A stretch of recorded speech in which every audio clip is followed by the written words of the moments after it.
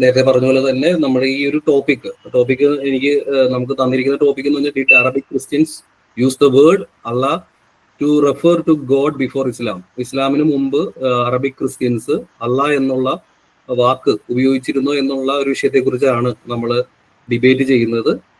വ്യക്തിപരമായ ആക്ഷേപങ്ങൾ അങ്ങനെയൊന്നും, എല്ലാവരും ആ ഒരു കാര്യത്തിൽ വളരെ മെച്ചുവേർഡ് ആയിട്ടുള്ള ഡിബേറ്റേഴ്സ് ആണ്. എന്നാലും ഒരു ഫോർമാലിറ്റി എന്നുള്ള രീതിയിൽ തന്നെയാണ് പറയുന്നത്. മറ്റ് വിഷയങ്ങളിലേക്ക് വരാതെ ആ വിഷയത്തിൽ തന്നെ നിന്നുകൊണ്ട് സംസാരിക്കാൻ ഡിബേറ്റേഴ്സ് ശ്രമിക്കുക. Thank you, all the best. നമുക്ക് അതുപോലെ തന്നെ നമുക്ക് ഡിബേറ്റിന്റെ ഒരു നിയമം ഫോർമാറ്റ് പറയുകയാണ്. പ്രസന്റേഷന് 15 മിനിറ്റ് വീതമാണ് രണ്ടുപേർക്കും കൊടുത്തിട്ടുള്ളത്. അതിനുശേഷമായിട്ട് 10 മിനിറ്റ് റിബട്ടൽസ്. പിന്നീട് മൂന്നാമത്തെ സെഷൻ എന്ന് പറയുന്നത് ക്രോസ് എക്സാമിനേഷൻ ആണ്. രണ്ടുപേർക്കും 5 മിനിറ്റ് വീതം. അതിനുശേഷം നാലാമത്തെ സെഷൻ ക്ലോസിംഗ് സ്റ്റേറ്റ്മെന്റ് ആണ്, കൺക്ലൂഷൻ ആണ്, 5 മിനിറ്റ് വീതം. അപ്പോൾ ആദ്യം പ്രസന്റ് ചെയ്യുന്ന ആള് അവസാനം കൺക്ലൂഷൻ പറയാനുള്ള ഒരു ഇത് നോക്കുക. അത് മാത്രമാണ് പറയാനുള്ളത്. ആദ്യം ആരാണ് എടുക്കുന്നതെന്ന് വെച്ചാൽ ഓൾറെഡി ചെയ്തിരുന്നു, ആൻഡോ ചൂസ് ചെയ്തിരുന്നു ആദ്യം. എല്ലാ സെക്ഷന്റെയും ഫസ്റ്റ് ആൻഡോ ആണ്. അപ്പോൾ ആ ഓർഡറിൽ തന്നെ പോകുന്നത് ഓർഡറിലാണ്. അപ്പൊ ക്ലോസിംഗ് സെഷൻ മാത്രം ആദ്യത്തെ സെബാസ്റ്റ്യൻ ബ്രദർ. അങ്ങനെ അല്ലായിരുന്നു, ഞാൻ ആൻഡോ അയച്ചു കൊടുത്തായിരുന്നു സ്ട്രക്ചർ.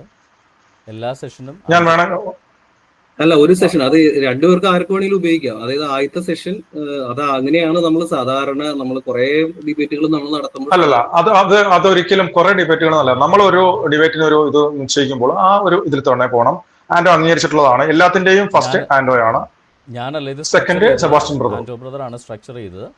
അതിൽ ഫസ്റ്റ് ഓപ്ഷൻ ടീം എ എന്നുള്ള ഓപ്ഷൻ, സെക്കൻഡ് സെബാസ്റ്റ്യൻ ബ്രദർ. അതിന്റെ അടിസ്ഥാനത്തിൽ ഏറ്റവും അവസാനം കൺക്ലൂഡിങ് വരുന്നതും സ്റ്റേറ്റ്മെന്റ് വരുന്നു സെബാസ്റ്റ്യൻ ബ്രദർ തന്നെ. ഓക്കെ, ഇതൊരു ജസ്റ്റിസ് അല്ലാത്തത് കൊണ്ടാണ് ആദ്യത്തെ സംസാരിക്കുന്ന ആൾ എല്ലാം അവസാനം പറയുന്ന ആൾക്ക് പിന്നീട് ഒരു ഓപ്ഷൻ വരുന്ന ഒരു ശരിയല്ല. അതെ, എങ്ങനെ വന്നാലും ഒരാൾക്ക് അവസാനം ഉപയോഗിക്കാം. ഇത് ഞാൻ ഒരാൾക്ക് അല്ല, ഇത് നമ്മളൊരു ആൻഡോയ്ക്കാണ് വിട്ടുകൊടുത്തത്. ആൻഡോ തയ്യാറാക്കിയ ഒരു ഘടനയാണ്. ആ ഘടന അനുസരിച്ചിട്ട് മുന്നോട്ട് പോകും. അതാണ് ഇവിടെ നമ്മൾക്ക് തന്നിട്ടില്ല, എനിക്ക് തന്നിട്ടില്ല. അത് ആൻഡോയുടെ പ്രശ്നമാണ്. Okay, Binny brother, Anto brother ആണ്. ബിന്നി ബ്രദർ, ആൻഡോ ബ്രദർ ആണ് സ്ട്രക്ചർ ചെയ്തത്, ഞാനല്ല. എങ്ങനെയാണ് ഫസ്റ്റ് സെഷൻ എല്ലാം എടുക്കുകയാണോ? എല്ലാ സെഷന്റെ ഫസ്റ്റ് എടുക്കുകയാണെന്നോ അതോ എല്ലാ സെഷന്റെ ഫസ്റ്റ് എടുക്കുകയാണ്? Okay, fine.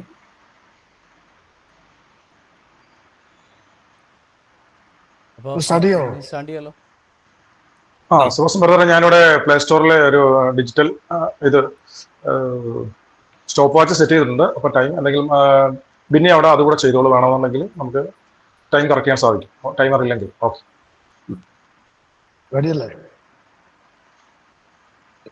അല്ലാഹ് എന്ന പദം ഇസ്ലാമിന് മുമ്പ് ക്രിസ്ത്യാനികൾ ഉപയോഗിച്ചിട്ടുണ്ടോ എന്നുള്ളതാണ് നമ്മുടെ സംവാദ വിഷയം. എസ്പെഷ്യലി അറബ് ക്രൈസ്തവർ ഇസ്ലാമിന് മുമ്പായിട്ട് ദൈവത്തെ സൂചിപ്പിക്കാൻ അള്ളാഹ് എന്ന പദം ഉപയോഗിച്ചിട്ടുണ്ടോ? നമുക്കറിയാം, അള്ളാഹ് എന്ന പദം സാധാരണയായി ഇസ്ലാമുമായി ബന്ധപ്പെട്ടതാണെന്ന് കരുതപ്പെടുന്നു. പക്ഷേ ഇസ്ലാം മതം ഇൻട്രൊഡ്യൂസ് ചെയ്ത ഒരു പദമല്ല അള്ളാഹു. ഇസ്ലാം മതസ്ഥാപകനായ മുഹമ്മദ് നബി ഇൻട്രൊഡ്യൂസ് ചെയ്ത ഒരു ഭാഷയുമല്ല അറബി. കാരണം മുഹമ്മദ് നബിയുടെ പിതാവിന്റെ പേര് അബ്ദുള്ള, അള്ളാഹുവിന്റെ അടിമ, ദൈവത്തിന്റെ അടിമ എന്ന അർത്ഥം വരുന്നതാണ്. ഇത് വെളിവാക്കുന്നത് മുഹമ്മദ് നബിക്ക് മുമ്പ് തന്നെ അള്ളാഹു എന്ന പദം ചേർത്തുള്ള പേരുകൾ വ്യാപകമായിരുന്നു എന്നുള്ളതാണ്. ഈ അള്ളാഹു എന്ന പദം ദൈവത്തെ വിളിക്കാൻ അറബി ഭാഷ സംസാരിച്ചിരുന്ന അവർ ഉപയോഗിച്ചൊരു കേവല സംജ്ഞയാണ്. അതിന്റെ അർത്ഥം ദൈവം എന്ന് മാത്രമാണ്. ഇതിന് ഈ അറബി ക്രൈസ്തവരുടെ തെളിവുകൾ നമുക്ക് ലഭിക്കുന്നത് ബൈബിളിൽ നിന്ന് തന്നെയാണ്.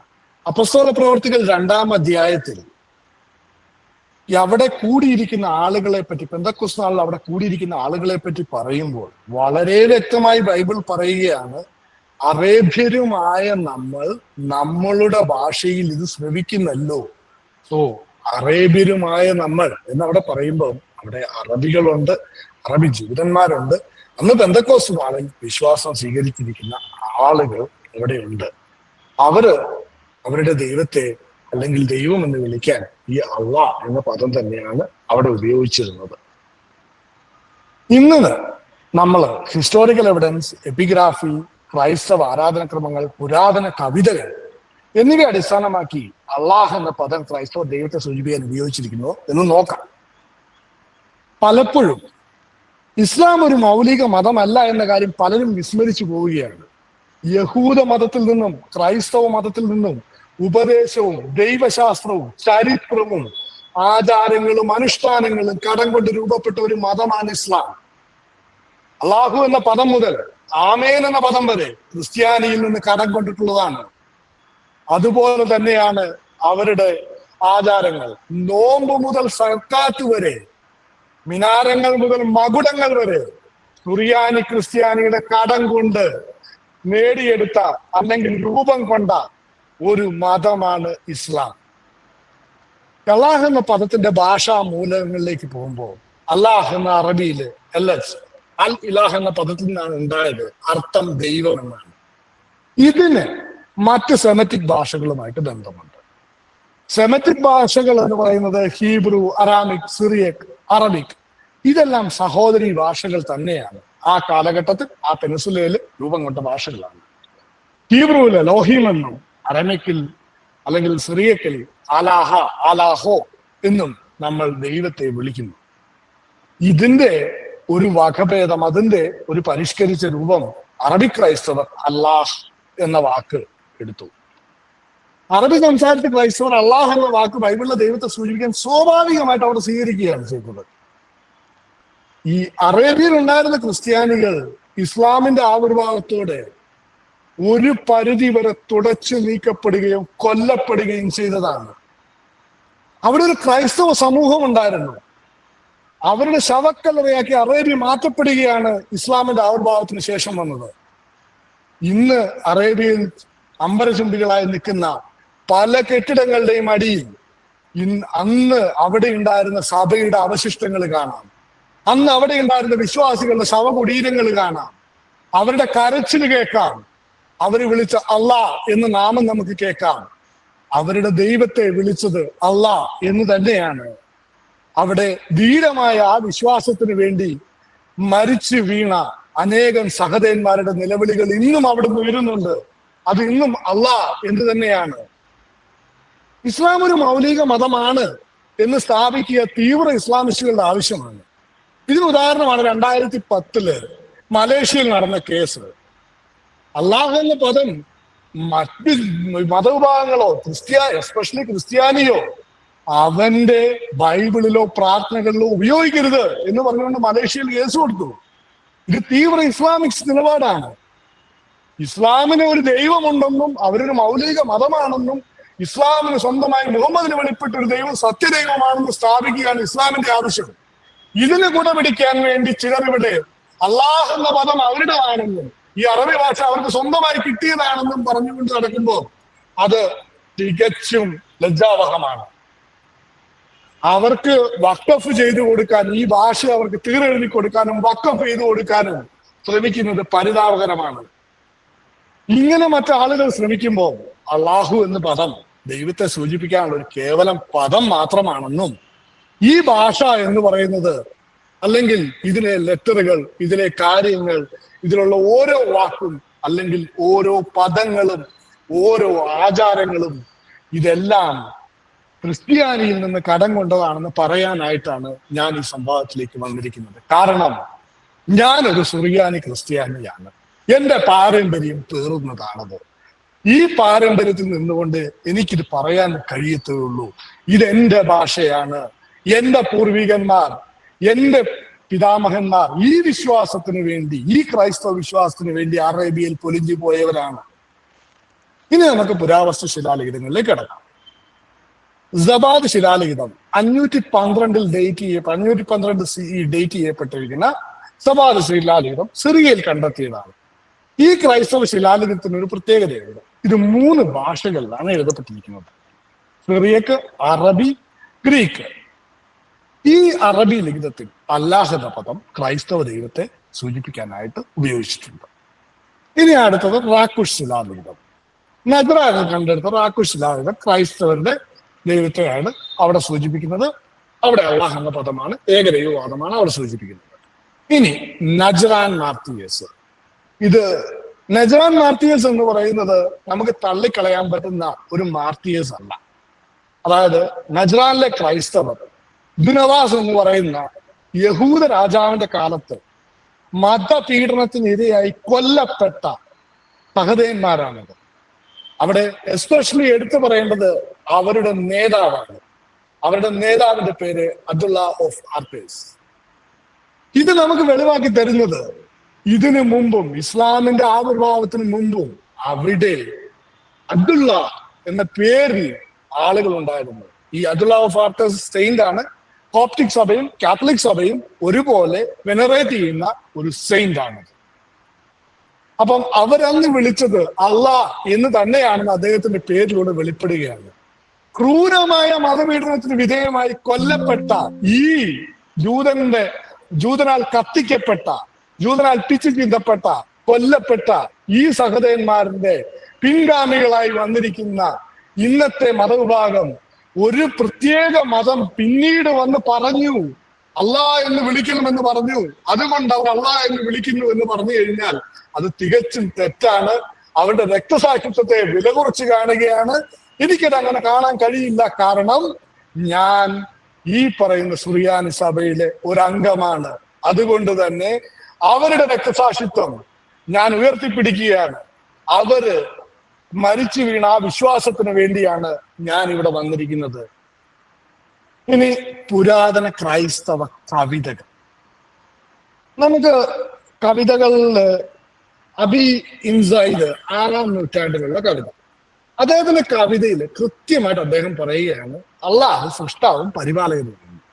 ഉദാഹരണം അദ്ദേഹം പറയുന്നത് ഞാൻ മലയാളത്തിലേക്ക് വിവർത്തനം ചെയ്തതാണ്, കാരണം എനിക്ക് അറബി അത്ര വലിയ വശമൊന്നുമില്ല. അള്ളാഹു സൃഷ്ടികളെ വിജ്ഞാനത്തോടെ സൃഷ്ടിച്ചു, മനസ്സിന് അനുകൂലമായ കൽപ്പനയാൽ ജീവിതം സ്ഥാപിച്ചു.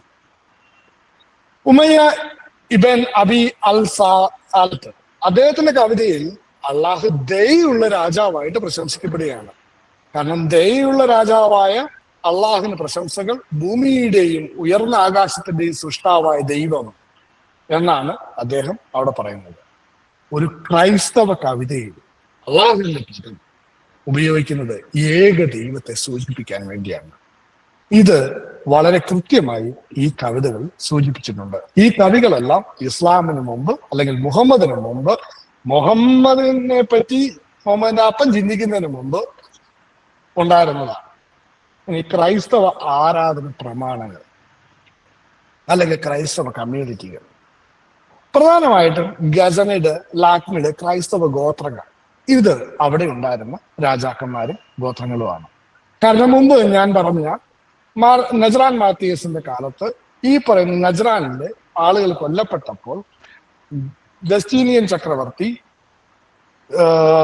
ഈ പറയുന്ന ആളുകൾക്ക് വേണ്ടിയിട്ട് ഇവര് വരികയും ഇവർക്ക് വേണ്ടി സപ്പോർട്ട് ചെയ്യുകയും ചെയ്തിട്ടുണ്ട്.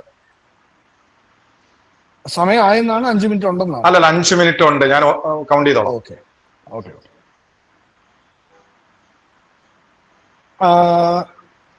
ഇനി നമ്മുടെ ലോർഡ്സ് പ്രേയർ, അതായത് ഞങ്ങൾ ചെല്ലുന്ന സ്വർഗസ്ഥനായ പിതാവ്, അവിടെ അവർ ചെല്ലുന്നതും അതുപോലെ തന്നെ ക്രൈസ്തവ സ്തോത്രങ്ങൾ, അതായത് ദയയുള്ളവനും കാരുണ്യവാനുമായ അള്ളാഹുവിന്റെ നാമത്തിൽ എന്ന് പറയുന്ന ഈ പ്രാർത്ഥന പിന്നീട് അറബികൾ കോപ്പിയടിച്ച്, ഇസ്ലാം കോപ്പിയടിച്ച് ബിസ്മില്ലാഹ് എന്ന പേരിൽ ഇസ്ലാമിൽ ഉൾപ്പെടുത്തി.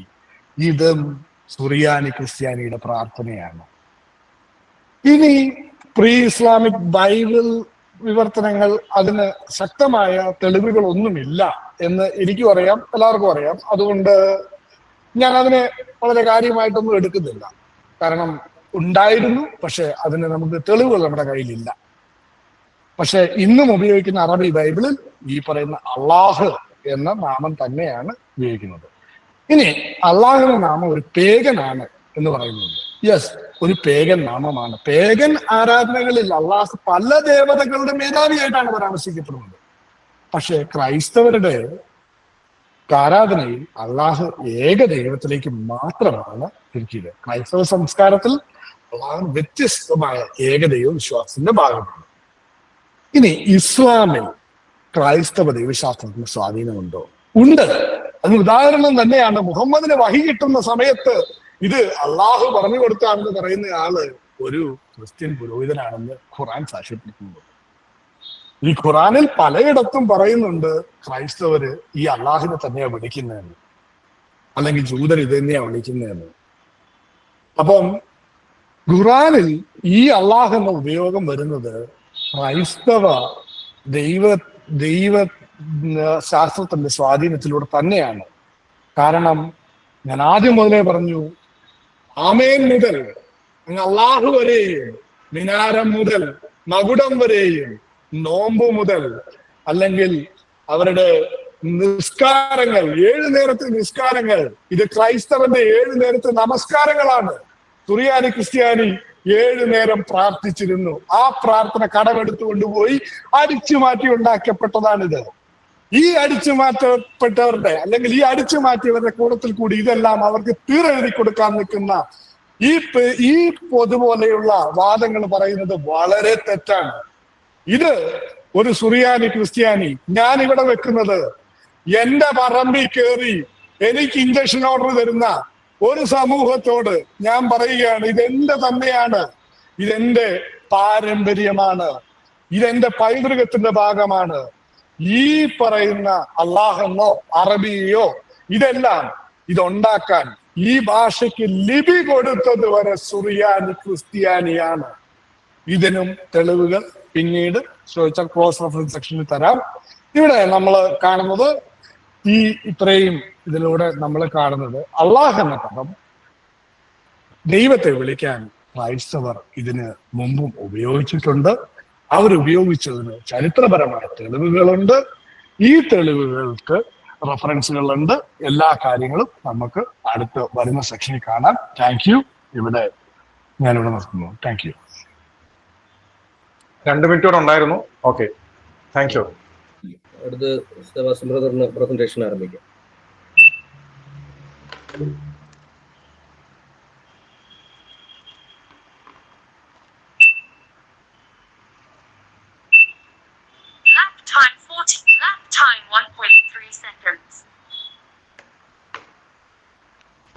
ഓക്കെ, എല്ലാവർക്കും സ്വാഗതം. ഇസ്ലാമിന് മുമ്പുള്ള അറബ് ക്രൈസ്തവർ ദൈവത്തെ അല്ലാഹ് എന്ന് വിളിച്ചിട്ടുണ്ടോ എന്നുള്ളതാണ് നമ്മുടെ ഇന്നത്തെ ഡിബേറ്റ് വിഷയം എന്ന് പറയുന്നത്.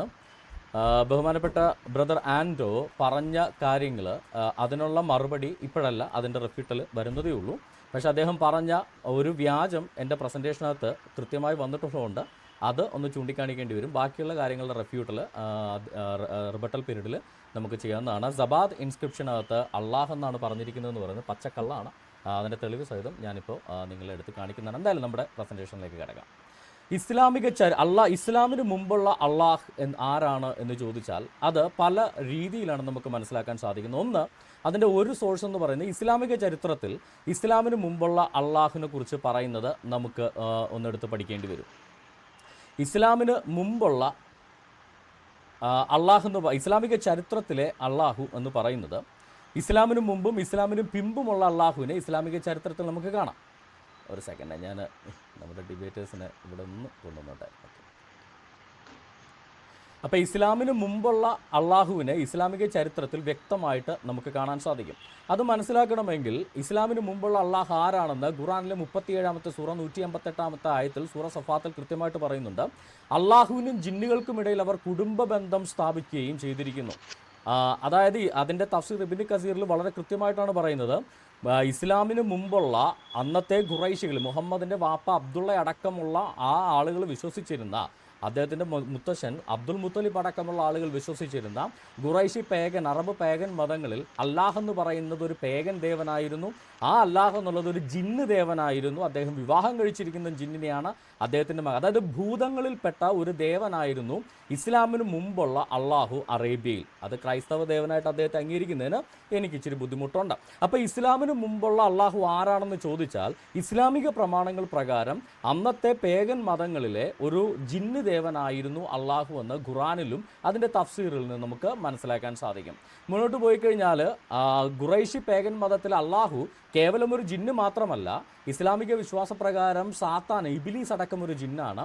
ഈ ജിന്നായ ഇബിലീസിൻ്റെ സഹോദരൻ കൂടെയായിരുന്നു അള്ളാഹു. അതായത് ഒരു ഭൂതങ്ങളുടെ കുടുംബത്തിൽപ്പെട്ട ഒരു ഭൂതമായ സാത്താൻ്റെ സഹോദരനായ മറ്റൊരു ഭൂതമായിരുന്നു അല്ലാഹ് എന്ന് പറയുന്ന ദേവൻ ഈ പ്രീ ഇസ്ലാമിക് ഇരയിൽ, ഇസ്ലാമിന് മുമ്പുള്ള കാലത്ത്. ആ അല്ലാഹിൻ്റെ അടിമ അബ്ദുള്ള എന്ന പേരിലായിരുന്നു മുഹമ്മദിൻ്റെ വാപ്പ പോലും. അല്ലാതെ സർവശക്തനായ ദൈവത്തിൻ്റെ അടിമ എന്നുള്ള അർത്ഥത്തിലല്ല മുഹമ്മദിൻ്റെ വാപ്പയ്ക്ക് പേര് വന്നത്. കാര്യം മുഹമ്മദിൻ്റെ വാപ്പയുടെ അങ്കിള് അബ്ദുൽ ഉസ ഉണ്ട്. അള്ളാഹുവിൻ്റെ മോളായ ലാത്ത മനാത്ത ഉസയിലെ രണ്ടാമത്തെ മോളായ ഉസയുടെ അടിമ എന്ന് പറഞ്ഞു വരെ മുഹമ്മദിൻ്റെ വാപ്പയുടെ അങ്കിളുമാരുടെ കൂട്ടത്തിൽ അബ്ദുൽ ഉസയുടെ, അവരുടെ ഫാമിലി ട്രീ എടുത്താൽ അബ്ദുൽ ഉസ വരെ നമുക്ക് കാണാൻ സാധിക്കും.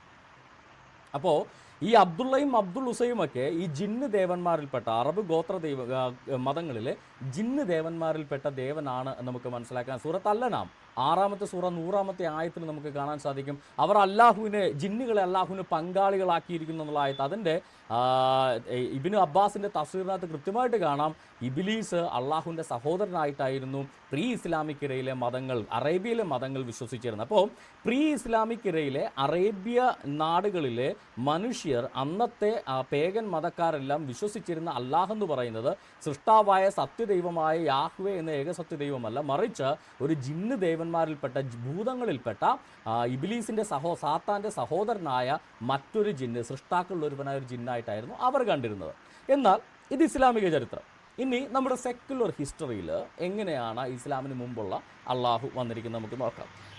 BC 1-ാം നൂറ്റാണ്ടിൽ, അതായത് BC 100-നും 1-നും ഇടയ്ക്കുള്ള BC 1-ാം നൂറ്റാണ്ടിൽ, ക്രിസ്തുവിന് 100 വർഷം വരെ മുന്നിലുള്ള ഫസ്റ്റ് സെഞ്ചുറി BC, ക്രിസ്തുവിന് തൊട്ട് മുന്നേ ഉള്ള, അതായത് ക്രൈസ്തവർ ഉണ്ടാകുന്നതിന് മുന്നേ ഉള്ള കരിയാത്ത് അൽഫ, സൗദി അറേബ്യയിലെ കരിയാത്ത് അൽഫ ഇൻസ്ക്രിപ്ഷനിൽ എഴുതിയിരിക്കുന്ന കൃത്യമായൊരു സ്റ്റേറ്റ്മെൻ്റ് ഉണ്ട്. ദ ഇലാഹ്സ് ഖാൽ ആൻഡ് അള്ളാഹ്, അള്ളാഹും ലാഹും ഖാലും എന്നറിയപ്പെടുന്ന അൽ ഇലാഹുകൾ എന്ന് ഈ കരിയത്ത് അൽഫ ഇൻസ്ക്രിപ്ഷനിൽ, മുസനാദ് സ്ക്രിപ്റ്റിൽ, അന്നത്തെ അറബിക് സ്ക്രിപ്റ്റ് എന്ന് പറയുന്നത് മുസനാദാണ്. അതിൻ്റെ മുസനാദ് സ്ക്രിപ്റ്റിൻ്റെ എങ്ങനെയാണ് ഇന്നത്തെ അറബിക് സ്ക്രിപ്റ്റും അന്നത്തെ മുസനാദ് സ്ക്രിപ്റ്റും തമ്മിൽ ടാലി ചെയ്യുന്നതെന്നുള്ളതിൻ്റെ കൃത്യമായ ആർട്ടിക്കിളുണ്ട്. വേണ്ടവർക്ക് ഞാൻ അയച്ചു തരാം. Recognition and translation of ancient South Arabian Musnad inscription എന്ന് പറഞ്ഞാൽ അതിനെക്കുറിച്ചൊരു ആർട്ടിക്കിളും ഉണ്ട്.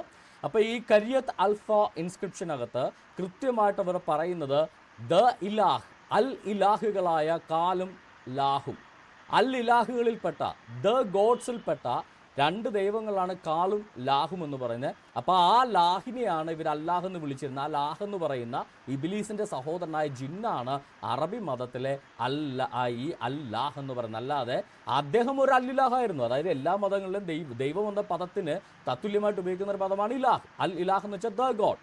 അവർക്ക് ഒത്തിരി ദ ഗോഡ്സ് ഉണ്ടായിരുന്നു. അതിലൊരു ദ ഗോഡാണ് ഈ പറയുന്ന അള്ളാഹ് എന്ന് പേരുന്ന, അല്ലാഹ് എന്ന് പേരുള്ള അല്ലാത്തയുടെ വാപ്പ. എന്നാൽ ക്രൈസ്തവരെ സംബന്ധിച്ചിടത്തോളം ഒത്തിരി അല്ലിലാഹുകളൊന്നുമില്ല. ക്രൈസ്തവർക്ക് ഒരൊറ്റ അല്ലിലാഹേ ഉള്ളൂ. അത് സർവശക്തനായ ആ അല്ലിലാഹിൻ്റെ പേര് യാഹ്വേ എന്ന ഏകനാമമുള്ള സർവശക്തനായ ദൈവമാണ് എന്ന് നമുക്ക് മനസ്സിലാക്കാൻ സാധിക്കും. അപ്പോൾ ഈ പ്രീ ഇസ്ലാമിക് ആയിട്ടുള്ള അറേബ്യൻ പേഗൻ ഇൻസ്ക്രിപ്ഷനകത്തും ഈ അല്ലാഹിനെ നമുക്ക് വളരെ കൃത്യമായിട്ട് ലാഹ് തന്നെയാണതെന്ന് കൃത്യമായിട്ട് കാണാൻ സാധിക്കും. അല്ലാഹ് എന്ന് പറയുന്ന പ്രയോഗം നമുക്ക് കാണാൻ സാധിക്കും. പക്ഷേ ക്രിസ്ത്യൻ ഇൻസ്ക്രിപ്ഷൻ അല്ല, ഇത് ക്രിസ്ത്യാനികൾ ഉണ്ടാകുന്നതിന് മുന്നേയുള്ള സൗദി അറേബ്യൻ. അപ്പം ക്രിസ്ത്യാനികൾ ഉണ്ടാകുന്നതിന് മുന്നേ തന്നെ ഈ പറയുന്ന സൗദി അറേബ്യയിലേക്ക് അറബുകൾ ഉണ്ടായിരുന്നു.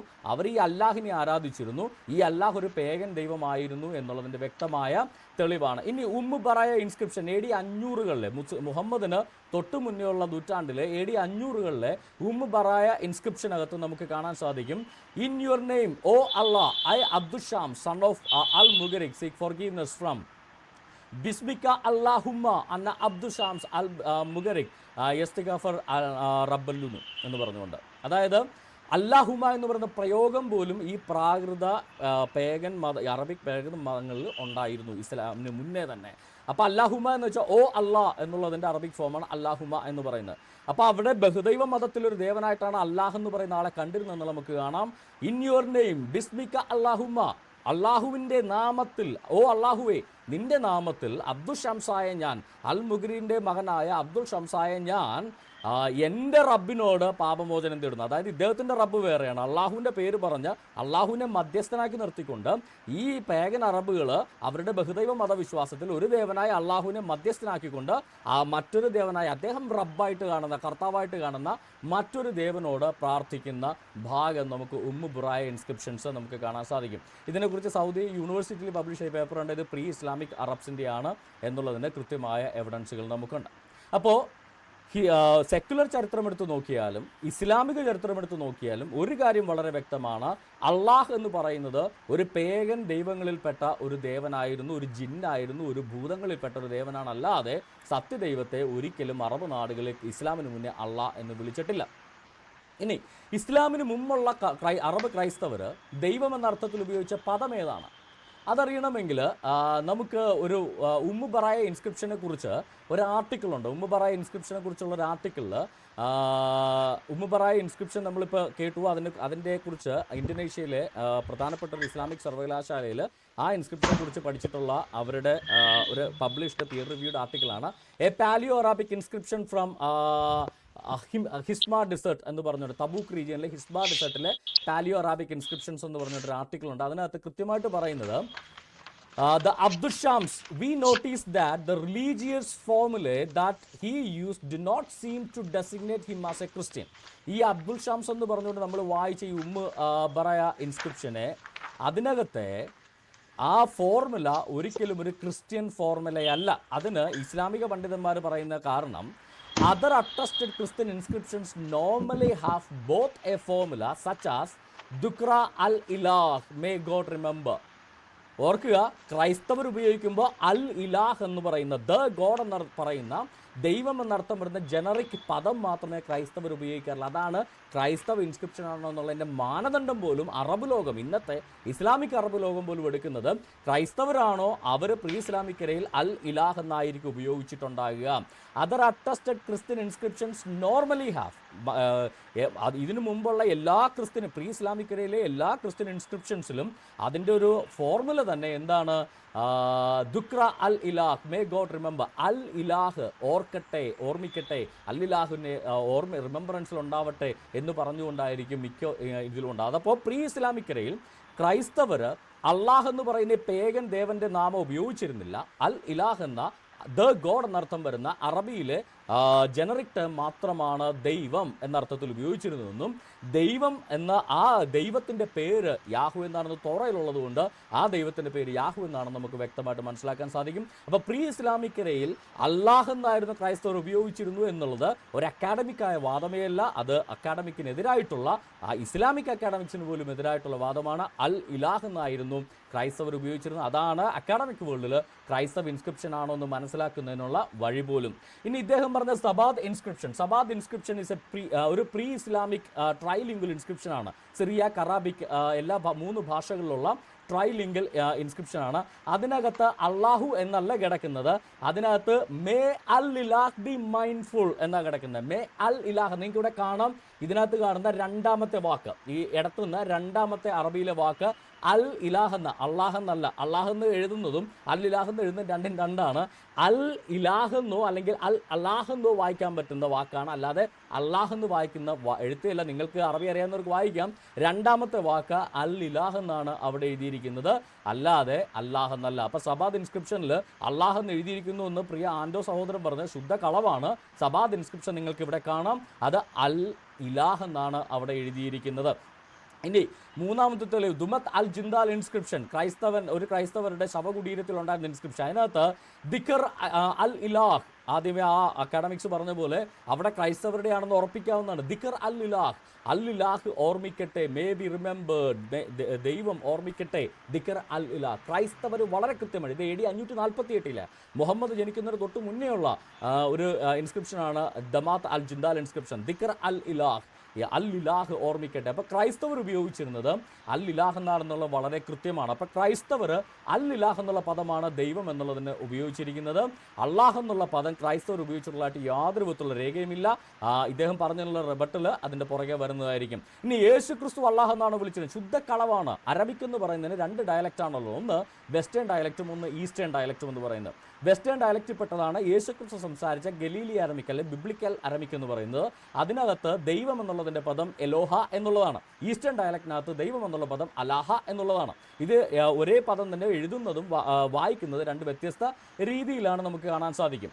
ആ ആയും ഏയും ശബ്ദം വളരെ വ്യക്തമായിട്ട് പല കാര്യങ്ങൾക്കകത്തുണ്ട്. ഉദാഹരണത്തിന് മർക്കോസിന്റെ സുവിശേഷം 7-ാം അധ്യായം 34-ാമത്തെ വാക്യത്തിൽ എഫഥ എന്ന് യേശുക്രിസ്തു പറഞ്ഞു. അത് ബിബ്ലിക്കൽ അരാമിക്കിൽ ഗലീലിക് അരാമിക്കിൽ, അതായത് യേശുക്രിസ്തുവിന്റെ സംസാര ഭാഷയിൽ എഫഥ എന്നാണ്. പക്ഷേ സിറിയാക്കിൽ അഥവാ ഈസ്റ്റേൺ അരാമിക്കിലാണ് അഫത്ത എന്ന് വരുന്നത്. കാര്യം എ എന്നുള്ളത് ആയിട്ടാണ് ഇത് വരുന്നത്. യേശുക്രിസ്തു ഒരിക്കലും അല്ലാഹ് എന്ന് പറഞ്ഞിട്ടില്ല, എലോഹ് എന്നാണ് പറഞ്ഞിരിക്കുന്നത്. കാര്യം മർക്കോസിന്റെ സുവിശേഷം 15-ാം അധ്യായം 33-ാം വാക്യത്തിൽ യേശുക്രിസ്തുവിന്റെ സംസാര ഭാഷയിൽ യേശുക്രിസ്തു എൻ്റെ ദൈവമേ എൻ്റെ ദൈവമേ എന്ന് വിളിച്ചത് എഴുതിയിട്ടുണ്ട്, ട്രാൻസ്ലിറ്ററേറ്റ് ചെയ്തിട്ടുണ്ട്. അതിനകത്ത് എലോഹി എലോഹി എന്നാണ് എഴുതിയിരിക്കുന്നത്. എൻ്റെ എലോഹ് എന്നുള്ളതാണ് എലോഹി എലോഹി എന്നതിൻ്റെ അർത്ഥം. അതായത് യേശുക്രിസ്തു ദൈവം എന്നുള്ളതിന് ഉപയോഗിച്ചിരിക്കുന്ന പദം എലോഹ് എന്നുള്ളതാണ്, അല്ലാതെ അള്ളാഹു എന്നുള്ളതല്ല. അത് ശുദ്ധ കളവാണ്. കർത്താവ് യേശുക്രിസ്തു അങ്ങനെ ഉപയോഗിച്ചിട്ടില്ല. എൻ്റെ ബ്രദർ പറഞ്ഞതല്ല, പൊതുവെ മുസ്ലിങ്ങൾ പറയുന്ന ആർഗ്യുമെന്റാണ്, കർത്താവ് യേശുക്രിസ്തു അങ്ങനെ ഉപയോഗിച്ചിട്ടില്ല. അരാമിക് ഭാഷയിലെ പ്രത്യേകത എന്ന് പറഞ്ഞാൽ ആർട്ടിക്കിൾ, ഇപ്പോൾ അറബിക്കിൽ ആർട്ടിക്കിൾ അല്ലെന്ന് പറയുന്ന ഒരു പ്രിഫിക്സ് ആണ്, അൽ ഇലാഹ് എന്നിടും. എന്നാൽ അരാമിക്കിൽ ആർട്ടിക്കിൾ സഫിക്സ് ആണ്. എന്നാണ് അരാമിക്കിൽ ആർട്ടിക്കിൾ, അത് അവസാനമാണ് ഇടുന്നത്. ഇപ്പോൾ ഉദാഹരണത്തിന് മൽക്ക് എന്നുള്ളത് രാജാവ് എന്നാണ് പറയുന്നത്, മൽക്ക. എന്നാൽ അതിനകത്തൊരു ആയും കൂടെ ചേർത്ത് കഴിഞ്ഞാൽ മൽക്ക എന്ന് പറയും. അപ്പോൾ അത് ദ കിങ് എന്നാവും. എന്നാൽ അറബിക്കിൽ നേരെ മറിച്ച മാലിക് എന്ന് പറയുന്ന രാജാവ്, അല്ലൂടെ ചേർത്ത് അൽ മുൽക്ക് എന്ന് പറഞ്ഞു കഴിഞ്ഞാൽ ദ കിങ്. അപ്പോൾ ഈ ഇംഗ്ലീഷിലെ പോലെ ഈ അല്ലെന്ന് പറയുന്ന ആർട്ടിക്കിൾ ആദ്യമാണ് അറബിക്കിൽ വരുന്നത്. എന്നാൽ ഈ അരമായിക്കിൽ നേരെ മറിച്ചാണ് അവസാനമാണ് വരുന്നത്. ഇതിനൊരു ഇമ്പോർട്ടൻസ് ഉണ്ട്. അതിൻ്റെ കാരണം എന്താണെന്ന് വെച്ച് കഴിഞ്ഞാൽ ദ ഗോഡ് എന്ന് വന്നു കഴിഞ്ഞാൽ ഇലാഹ് എന്നുള്ളതാണ് അറബിക്കിലെ ദൈവം എന്നർത്ഥം വരുന്ന പദം. അപ്പോൾ അതിൻ്റെ കൂടെ അൽ ചേർത്താൽ അൽ ഇലാഹ് എന്ന് വരും. എന്നാൽ അരമിക്കിൽ എലാഹ് എന്നുള്ളതാണ്, അല്ലെങ്കിൽ എലോഹ് അല്ലെങ്കിൽ അലാഹ് എന്നുള്ളതാണ് ദൈവം എന്നർത്ഥം വരുന്ന പദം. അതിൻ്റെ കൂടെ ആർട്ടിക്കിൾ വന്ന അലാഹ അല്ലെങ്കിൽ എലോഹ എന്ന് വരും. ഓക്കെ. എന്നാൽ ഈ ലാഹിനെ അല്ലാഹ് എന്ന് പറയുന്ന ഈ അള്ളാഹുവിൻ്റെ ഒപ്പം ഈ അല്ലെന്നുള്ള ആർട്ടിക്കിൾ അരാമിക്കിൽ വരുമ്പോൾ ലാഹ എന്ന് വരുള്ളൂ. കാര്യം അല്ലെന്നുള്ളത് അറബിക്കിലാണ് ആദ്യം ചേർക്കുന്നത്. അരാമിക്കിൽ ആ അല്ലിന് തത്തുല്യമായ പദം ആയാണ്, അത് അവസാനമാണ് ചേർക്കുന്നത്. അപ്പോൾ അൽ ലാഹ് എന്നുള്ളതിന് അരാമിക് യൂസേജ് വരിക ലാഹ എന്നുള്ളതാണ്, അല്ലാതെ അലാഹ എന്നുള്ളതല്ല. അത് മനസ്സിലാക്കാൻ ഒരു ഇച്ചിരി കോമൺ സെൻസ് മതി. ആർട്ടിക്കിൾ പ്രിഫിക്സ് അല്ല, അരാമിക്കിൽ സഫിക്സ് ആണ്. പ്രിഫിക്സ് ആയിട്ട് വരുന്നത് അറബിക്കിൽ മാത്രമാണ്. അപ്പോൾ നമുക്ക് മനസ്സിലാക്കാൻ പറ്റുന്ന ഏറ്റവും വലിയൊരു കാര്യം, ഇസ്ലാമിന് മുമ്പ് അല്ലാഹ് എന്നുള്ളത് പേഗൻ മതങ്ങളിലെ ഒരു ഭൂതങ്ങളിൽപ്പെട്ട ദേവനാണ്. ക്രൈസ്തവർ അങ്ങനെ ഉപയോഗിച്ചിട്ടില്ല എന്നുള്ള കാര്യം വളരെ വ്യക്തമായിട്ട് ഹിസ്റ്റോറിക്കൽ പ്രീ ഇസ്ലാമിക് ഇരയിൽ നിന്ന് നമുക്ക് മനസ്സിലാക്കാൻ സാധിക്കും. സമയം കഴിഞ്ഞ് ഞാൻ വിശ്വസിക്കുന്നു. ഇല്ല, 2 മിനിറ്റ് കൂടെ. ഓക്കെ. അപ്പോൾ 2 മിനിറ്റ് ഇല്ല, ടൈം കഴിഞ്ഞു. കറക്റ്റ് 50 മിനിറ്റ് ആയി. ഓക്കെ. അടുത്ത ഇനി റിബട്ടൽ സെഷനിലേക്ക് പോവാം. 10 മിനിറ്റ്. ആൻഡോ ബ്രദർ.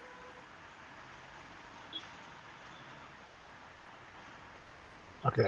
ഇവിടെ സെബാസ്റ്റ്യൻ ബ്രദർ പറഞ്ഞു, ഞാൻ സ്റ്റാർട്ട് ചെയ്യണോ? ഓക്കെ. അപ്പം റിബട്ടൽ സെക്ഷനിൽ ഞാൻ സെബാസ്റ്റ്യൻ ബ്രദർ പറഞ്ഞ 2 വാദത്തെയാണ് എടുക്കുന്നത്. അതായത് അൽ ഇലാഹ് എന്നാണ് അവിടെ എഴുതിയിരിക്കുന്നത് എന്നാണ് സെബാസ്റ്റ്യൻ ബ്രദർ പറയുന്നത്. അപ്പോൾ അൽ ഇലാഹ് എന്ന് എങ്ങനെയാണ് എഴുതുന്നത് എന്നുള്ളത് ആദ്യം നമുക്ക് നോക്കണം. ഈ പറയുന്ന സെബാദ് ഇൻസ്ക്രിപ്ഷൻ എന്ന് പറയുന്നത് 3 ഭാഷകളിൽ എഴുതപ്പെട്ടിട്ടുള്ള ഇൻസ്ക്രിപ്ഷനകത്ത് എഴുതിയിരിക്കുന്നത് ഈ അൽ ഇലാഹ് എന്നാണെന്നാണ് സെബാസ്റ്റ്യൻ ബ്രദറിന്റെ വാദം. ഈ സെബാദ് ഇൻസ്ക്രിപ്ഷൻ ഞാൻ ഇപ്പൊ ഷെയർ ചെയ്യാം. ഇതാണ്, ഈ കാണുന്നതാണ് സെബാദ് ഇൻസ്ക്രിപ്ഷൻ. ഈ കാണാമല്ലോ അല്ലേ? ഇത് 3 ഭാഷകളിലായിട്ട് എഴുതപ്പെട്ട സെബാദ് ഇൻസ്ക്രിപ്ഷൻ ആണിത്. ഇനി ഇത് നമുക്ക് ഇങ്ങനെ കണ്ടാൽ ഇത് വായിക്കാൻ കഴിയില്ലാത്തത് കൊണ്ട് ഞാൻ അതിന് നമുക്ക് വായിക്കാൻ കഴിയുന്ന ഒരു രൂപം അവരുണ്ടാക്കിയിട്ടുണ്ട്. അപ്പൊ അത് നമുക്ക് എടുക്കാം.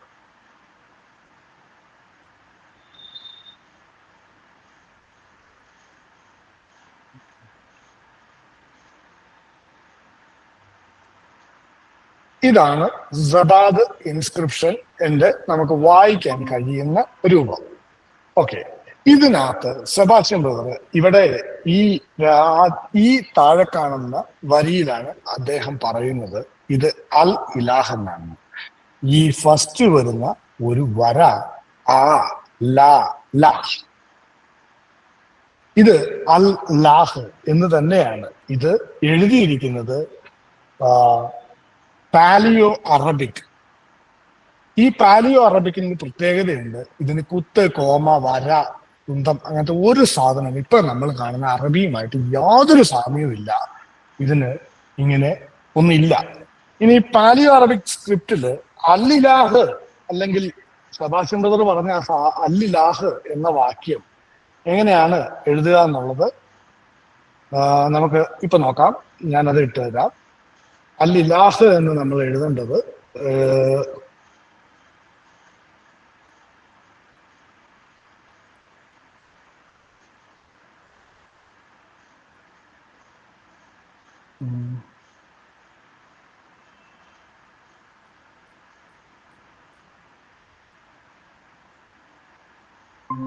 ഇങ്ങനെ എഴുതിയാൽ അത് അൽ ഇലാഹ്, ആ ല ഇലാഹ്.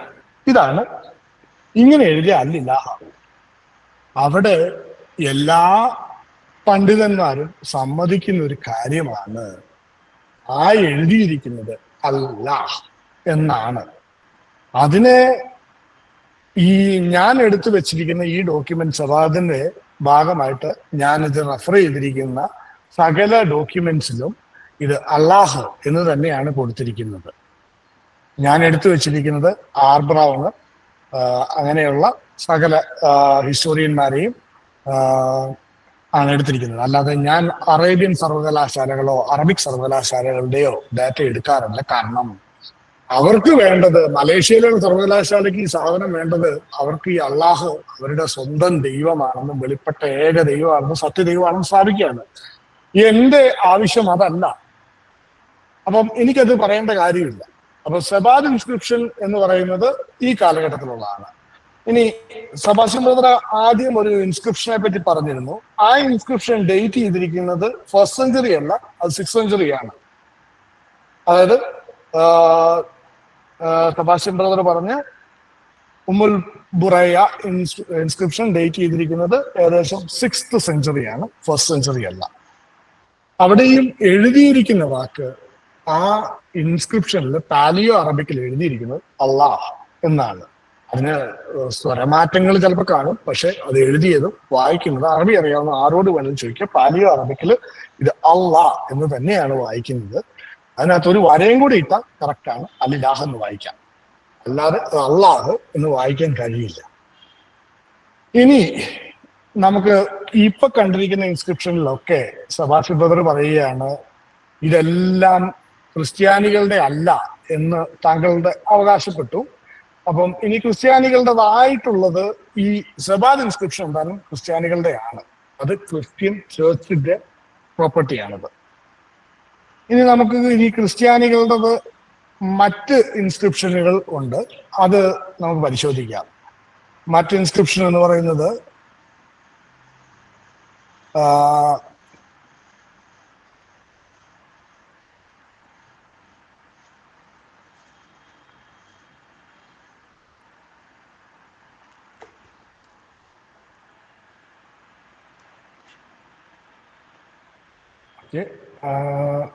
ഒരു വീഡിയോ കാണിച്ചാൽ അടിച്ചു പോവോ, സ്ട്രൈക്ക് ചെയ്യോ?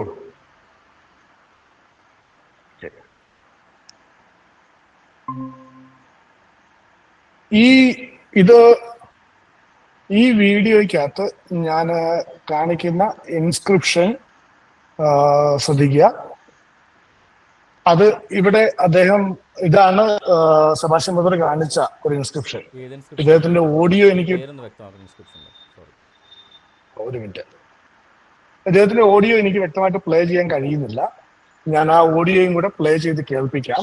അദ്ദേഹം അതിനെപ്പറ്റി വ്യക്തമായിട്ട് ഇത് എഴുതിയിരിക്കുന്നത് അൽ ഇലാഹ് എന്ന് തന്നെയാണെന്ന് പറയുന്നുണ്ട്. ഇത് സൗദി അറേബ്യയിൽ നിന്ന് കണ്ടെടുത്ത ഇൻസ്ക്രിപ്ഷൻ ആണ്.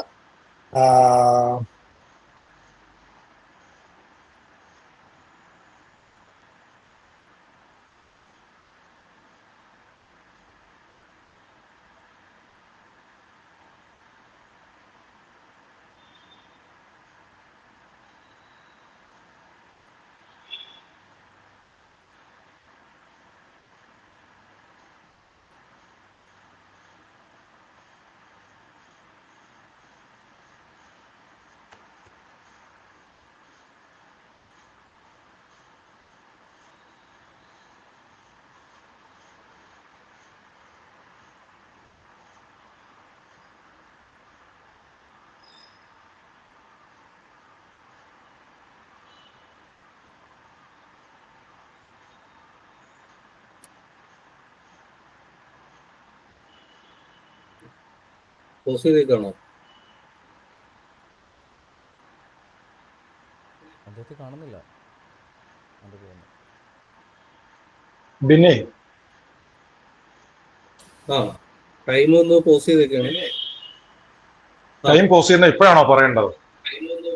ഇത്ര നേരം കാണാതായി കഴിഞ്ഞിട്ട് ഇത്ര സമയം കഴിഞ്ഞിട്ടാണ് ടൈം പോസ്റ്റ് ചെയ്യുന്നത്? ഇത് എന്താണെന്ന് അറിയില്ലല്ലോ, അറിയാതെ കാര്യം ടെക്നിക്കൽ എററാണെങ്കിൽ ഇത് മലപ്പുറം പോയ പോലെയാണല്ലോ. അല്ല, ടെക്നിക്കൽ എററാണ്, പറയണം, അപ്പോഴത്തേക്ക് നമുക്ക് പോസ്റ്റ് ചെയ്യാൻ സാധിക്കും. ഷെഡ്യൂൾ ചെയ്തിട്ടില്ല ഇന്ന സമയത്ത് ആള് പോകും, അപ്പൊ പോസ്റ്റ് ചെയ്യണമെന്ന് എനിക്ക് അറിയില്ല. ഇത് ലൈവായിട്ട് ടെക്നിക്കൽ എറർ പറ്റുന്നതാണ്.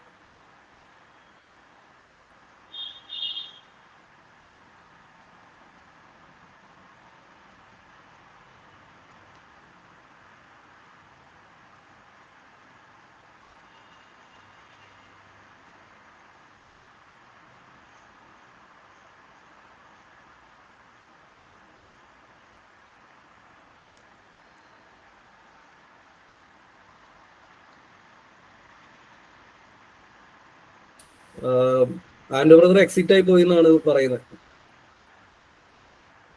തിരിച്ചു കയറേണ്ടത് പുള്ളിയാ സ്ട്രീം ചെയ്തിരിക്കുന്നത്. ഇപ്പൊ പുള്ളിക്ക് കയറാൻ നമുക്കാർക്ക് ഇൻവൈറ്റ് ചെയ്യാൻ പറ്റത്തില്ല. സ്ട്രീം ചെയ്തിരിക്കുന്നത് നിങ്ങളല്ലേ?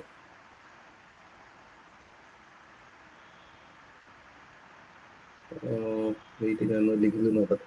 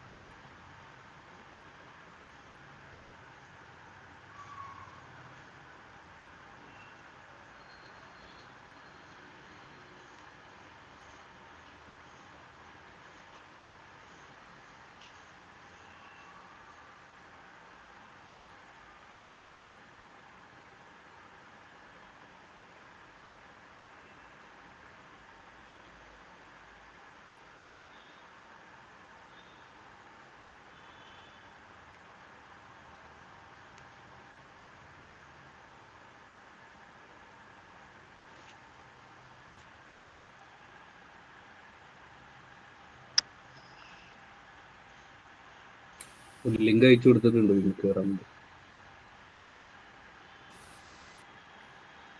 പുള്ളിക്ക് എത്ര സമയം ബാക്കി ഉണ്ടായിരുന്നു? 3 മിനിറ്റ്, 3.5 മിനിറ്റോളം. കിട്ടി. ഓക്കെ ആൻഡോ, 3.5 മിനിറ്റ് സമയം ബാക്കിയുണ്ട്. സ്റ്റാർട്ട് ചെയ്യുമ്പോൾ പറഞ്ഞോളൂ. Thank you.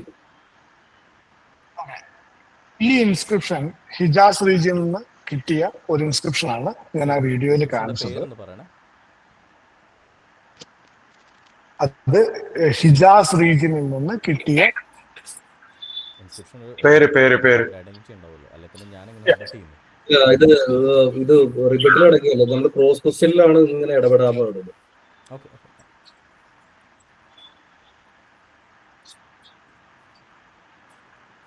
സോ ഇത് ഞാനിത് എടുക്കുന്നത് നമ്മളുടെ ഏറ്റവും പ്രശസ്തനായിട്ടുള്ള ആർക്കിയോളജിസ്റ്റ് ആയതിന്റെ കയ്യിൽ നിന്ന് തന്നെയാണ്. ഈ ഇൻസ്ക്രിപ്ഷനകത്ത് പുള്ളി അവിടെ എന്തോ ഒരു ഓടി കയറി വരുന്നു. അല്ല, പുള്ളി അവിടെ പറയുന്നത് ഇത് വ്യക്തമായി പുള്ളി റീഡ് ചെയ്യുന്നുണ്ട്. ആ വാക്ക് അള്ളാ എന്ന് തന്നെയാണെന്നാണ് പുള്ളി അവിടെ റീഡ് ചെയ്യുന്നത് ആ ഇൻസ്ക്രിപ്ഷനകത്ത്. അതൊരു മോണോതീസ്റ്റിക് കോണ്ടെക്സ്റ്റ് ആണ്, അത് പോളിതീസ്റ്റിക് കോണ്ടെക്സ്റ്റ് അല്ല എന്നാണ് അഹമ്മദ് അൽ ജലാദ് പറഞ്ഞു വെക്കുന്നത്. ഇത് അഹമ്മദ് അൽ ജലാദിന്റെ ഇൻസ്ക്രിപ്ഷൻ ആണ് ഞാൻ എടുത്തിരിക്കുന്നത്. ഇതൊരു മോണോതീസ്റ്റിക് ഇൻസ്ക്രിപ്ഷൻ ആണ്. ഇനി മുന്നോട്ട് പോകുമ്പോൾ ഞാൻ ഇവിടെ റെഫർ ചെയ്ത കവിതകൾ, കാര്യങ്ങൾ എല്ലാം ഉണ്ട്. ഇതെല്ലാം മോണോതീസ്റ്റിക് ദൈവത്തെ സൂചിപ്പിക്കുന്നതും നമ്മുടെ കവികൾ ക്രിസ്തീയ വിശ്വാസത്തിൽ നടത്തുന്നത് തന്നെ പറഞ്ഞിട്ടുള്ളതുമായ കവിതകളാണ് നമ്മൾ ആദ്യം ഈ പ്രസന്റേഷനിൽ അവതരിപ്പിച്ചത്. ഇപ്പം സെബാസ്റ്റ്യൻ ബ്രദർ 2 ഇൻസ്ക്രിപ്ഷനാണ് കൊണ്ടുവന്നത്. ഈ സെയിം ഇൻസ്ക്രിപ്ഷൻ സെബാസ്റ്റ്യൻ ബ്രദർ തന്നെ പ്രസന്റ് ചെയ്തിട്ടുണ്ട് സെബാസ്റ്റ്യൻ ബ്രദറിന്റെ പ്രസന്റേഷനിൽ. അപ്പം ഈ ഇൻസ്ക്രിപ്ഷനും ഇതിനു മുമ്പുള്ള സദാദ് ഇൻസ്ക്രിപ്ഷനും പറയുന്നത് അല്ല എന്ന് തന്നെയാണ്. അതിന്റെ ഒരു വരയും കൂടി ഇട്ടാൽ അൽ ഇലാഹാവും. വരയില്ലാത്തോടത്തോളം കാലം ഇതല്ല എന്ന് വായിക്കാനേ നിർവാഹമുള്ളൂ.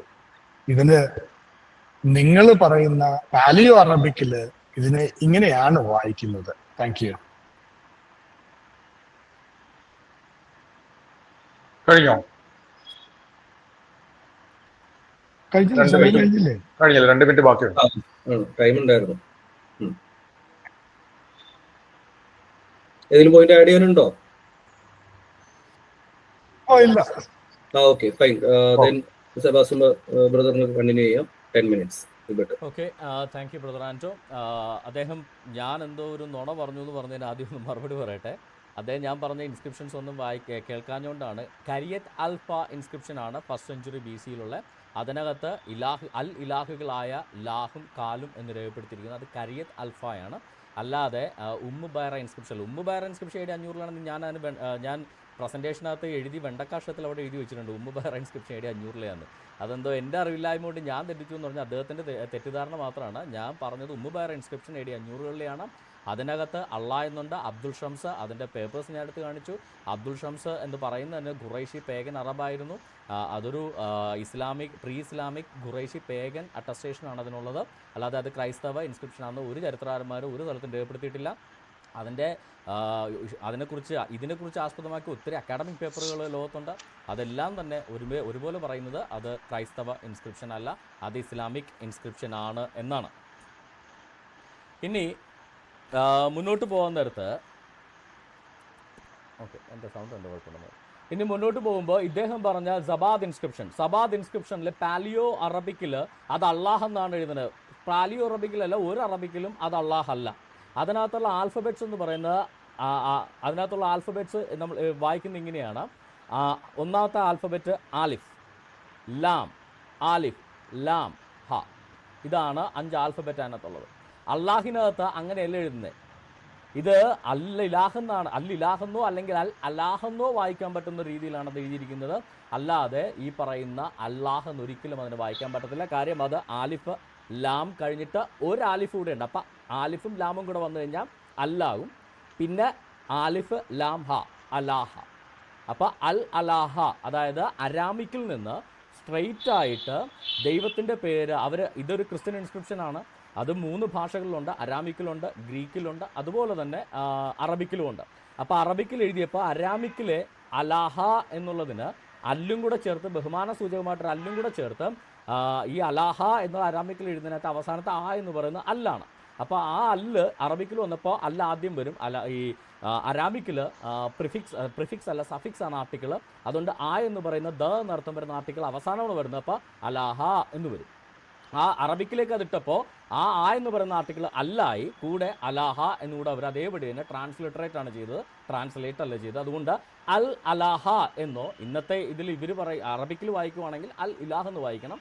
അതല്ല, ഇതിൻ്റെ exact word by word letter by letter വായിക്കുകയാണെങ്കിൽ അൽ അലാഹ. അത് രണ്ട് പ്രൊനൗൺസിയേഷനും ഞാൻ എൻ്റെ പ്രസൻറ്റേഷനകത്ത് എടുത്തു പറഞ്ഞിരുന്നു. അപ്പോൾ ഓർക്കുക, ഇദ്ദേഹം പറഞ്ഞത് അത് ആര് പറഞ്ഞാലും അതിനകത്ത് എഴുതിയിരിക്കുന്ന ആൽഫബറ്റ്സ് ഇതാണ്: ആലിഫ് ലാം ഹ. അപ്പോൾ ആലിഫും ലാമും കൂടെ ചേരുമ്പോൾ അല്ലാകും. പിന്നെ സ്റ്റാർട്ട് ചെയ്യുന്ന ആലിഫ് വെച്ചിട്ട് തന്നെയാണ് ആലിഫ് ലാം ഹ, അലാഹ. അൽ അലാഹ എന്നാണ്. അതായത് അൽ ഇലാഹിൻ്റെ ഒരു സിറിയാക്ക് രൂപത്തിന് നേരെ ട്രാൻസ്ലിറ്ററേറ്റ് ചെയ്യുന്നതാണ് അൽ അലാഹ എന്ന് പറയുന്നത്. അപ്പോൾ ഇത് അള്ളാഹ് എന്നാണ് എഴുതിയിരിക്കുന്നത് എന്നുള്ളത് ശുദ്ധ കളവാണ്. അങ്ങനത്തെ ഒരു ട്രാൻസ്ക്രിപ്ഷൻ അതിനകത്തില്ല. പിന്നെ നമുക്ക് പ്രിയാൻഡോ ബ്രദറിൻ്റെ പ്രസൻറ്റേഷനിലേക്ക് കടന്നു കഴിഞ്ഞാൽ അദ്ദേഹം ഒരു വിശുദ്ധനെ നമുക്കിവിടെ എടുത്ത് കാണിച്ചു, ഒരു മാർട്ടേറിനെ നമുക്കിവിടെ എടുത്ത് കാണിച്ചു. അബ്ദുള്ള എന്ന് പേര് പറയുന്ന അബ്ദുള്ള അൽ ഹരിദ് ബിൻ കാബ് എന്ന് പറയുന്നത്. ഇദ്ദേഹം ഒരു ഖുറൈഷാണ്. മുഹമ്മദിൻ്റെ വളർത്തുപുത്രനായിരുന്ന സയ്യിദ് ബിൻ അൽ ഹരിത്ത് എന്നാണ് പറയുന്നത്. സയ്യിദ് ബിൻ അൽ ഹരിത്ത് എന്ന് പറയുന്ന ഒരു ഖുറൈശി പേരാണ്, ഖുറൈശി കുടുംബമാണ്. ഈ ഖുറൈശികൾ ക്രൈസ്തവരാകുമ്പോൾ അവരപ്പം തന്നെ ലാസർ യോഹന്നാൻ മതം മാറുമ്പോൾ പേര് മാറ്റുന്ന പോലെ അവരാരും പേര് മാറിയിട്ടില്ല. കാര്യം മുഹമ്മദ് എന്ന് പറയുന്ന ഒരു ഖുറൈശി പേരാണ്. അദ്ദേഹം ഇസ്ലാമായപ്പോൾ അദ്ദേഹം പേര് മാറിയിട്ടില്ല. അന്നത്തെ കാലത്ത് മുഹമ്മദിൻ്റെ മുഹമ്മദിൻ്റെ കസിനായിരുന്ന ബറക്കത്ത് ബിൻ നൗഫൽ പേര് മാറിയിട്ടില്ല. അവർ അതേ പഴയ പേരുകൾ തന്നെ അവർ തുടരുന്നത്. അപ്പോൾ ഈ മതം മാറുമ്പോൾ പേര് മാറുന്ന പരിപാടി അന്നില്ലാത്തത് കൊണ്ട് അദ്ദേഹത്തിൻ്റെ അബ്ദുള്ള അൽ ഹരിത്ത് എന്ന് പറയും, അൽ ഹരിത്ത് ബിൻ കാബ് എന്ന് പറയുന്ന അദ്ദേഹത്തിൻ്റെയും അപ്പൻ്റെയും അപ്പൂപ്പൻ്റെയും പേര് വളരെ കൃത്യമായിട്ട് അദ്ദേഹത്തിൻ്റെ പേരിനകത്ത് വന്നിട്ടുണ്ടെന്ന് മാത്രമേ ഉള്ളൂ. അല്ലാതെ അതുകൊണ്ട് അബ്ദുള്ള എന്നുള്ളത് അള്ളാഹ് എന്നാണ് ക്രൈസ്തവർ വിളിച്ചിരുന്നത് എന്നുള്ളതിന് യാതൊരു വിധത്തിലുള്ള രേഖകളുമില്ല. അതായത് ക്രൈസ്തവർ വിളിച്ചിരിക്കുന്നത് അൽ ഇലാഹ് എന്നാണുള്ളതിന് നൂറുകണക്കിന് നമുക്ക് ആർക്കിയോളജിക്കൽ എവിഡൻസുകളുണ്ട്, വളരെ കൃത്യമായിട്ടുണ്ട്. എന്നാൽ അള്ളാഹ് എന്ന് ക്രൈസ്തവർ വിളിച്ച ഒരൊറ്റ ഈവൻ എ സിംഗിൾ ഇൻസ്ക്രിപ്ഷൻ പോലും ക്രൈസ്തവർ അള്ളാഹ് എന്ന് വിളിച്ചതിന് ഇല്ല എന്നുള്ളതാണ് വാസ്തവം എന്ന് പറയുന്നത്. ഇദ്ദേഹം അതിനു മുന്നേ പറഞ്ഞൊരു കാര്യം എന്ന് വെച്ച് കഴിഞ്ഞാൽ ക്രൈസ്തവർ പെന്തക്കോസ് ദിനത്തിൽ ഉണ്ടായിരുന്നു. യെസ്, പെന്തക്കോസ് ദിനത്തിൽ ഒത്തിരി പേര് ക്രൈസ്തവരായി മാറി. അന്ന് യേശുക്രിസ്തുവിന്റെ നാമത്തിൽ സ്നാനമേറ്റ് ഒത്തിരി പേര് അറബി ഭാഷ സംസാരിക്കുന്നവർ ക്രൈസ്തവരായിട്ട് മാറി. അറബി ഭാഷ സംസാരിക്കുന്ന യഹൂദ മതാനുസാരികളും മതക്കാരും ക്രൈസ്തവരായിട്ട് ഒത്തിരി പേര് മാറിയിട്ടുണ്ട്. അതൊരിക്കലും അള്ളാഹു എന്ന് ക്രൈസ്തവർ ദൈവത്തെ വിളിച്ചു എന്നുള്ളതിന് തെളിവല്ല. അള്ളാഹ് എന്ന് പറയുന്നത് അൽ ഇലാഹ് എന്നുള്ളത് ദ ഗോഡ് എന്നുള്ളതിൻ്റെ അറബിക്ക് രൂപമാണ്. അത് ഏത് നാട്ടുകാരാണെങ്കിലും ഏത് ഭാഷക്കാരാണെങ്കിലും അറബി നാട്ടിൽ ദൈവത്തെ വിളിക്കുമ്പോൾ ദൈവം എന്നർത്ഥം വരുന്ന പദത്തിന് ഗോഡ് എന്നുള്ളത് നമ്മൾ മലയാളത്തിൽ ദൈവം എന്ന് പറയുന്നത് അറബിൽ പറയുന്നതാണ് ദ ഗോഡ് അൽ ഇലാഹ്. വെറും ഗോഡ് ആണെങ്കിൽ ഇലാഹ് എന്ന് മാത്രം ആർട്ടിക്കിൾ ചേർത്ത് പറയുന്നത് അൽ ഇലാഹ് എന്നുള്ളത്. എന്നാൽ അള്ളാഹ് എന്ന് പറയുന്നത് ഖുറൈശികളുടെ ഒത്തിരി അൽ ഇലാഹുകളിൽ ഒരാൾ മാത്രമായിരുന്നു.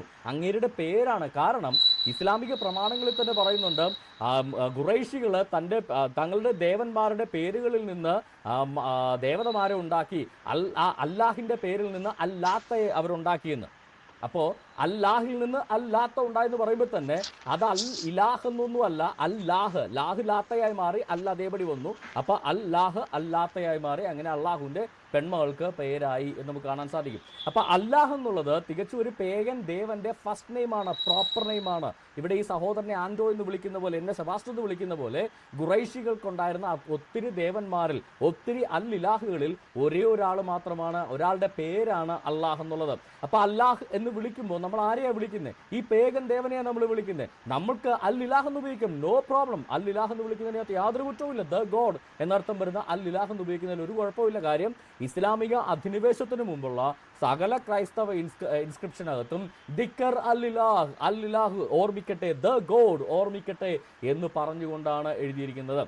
അള്ളാഹ് എന്നുള്ളത് അല്ലിലാഹിന്റെ ചുരുക്കരൂപമേ അല്ല. കാര്യം ഖുറാനകത്ത് പ്രയോഗം തന്നെ എന്താ?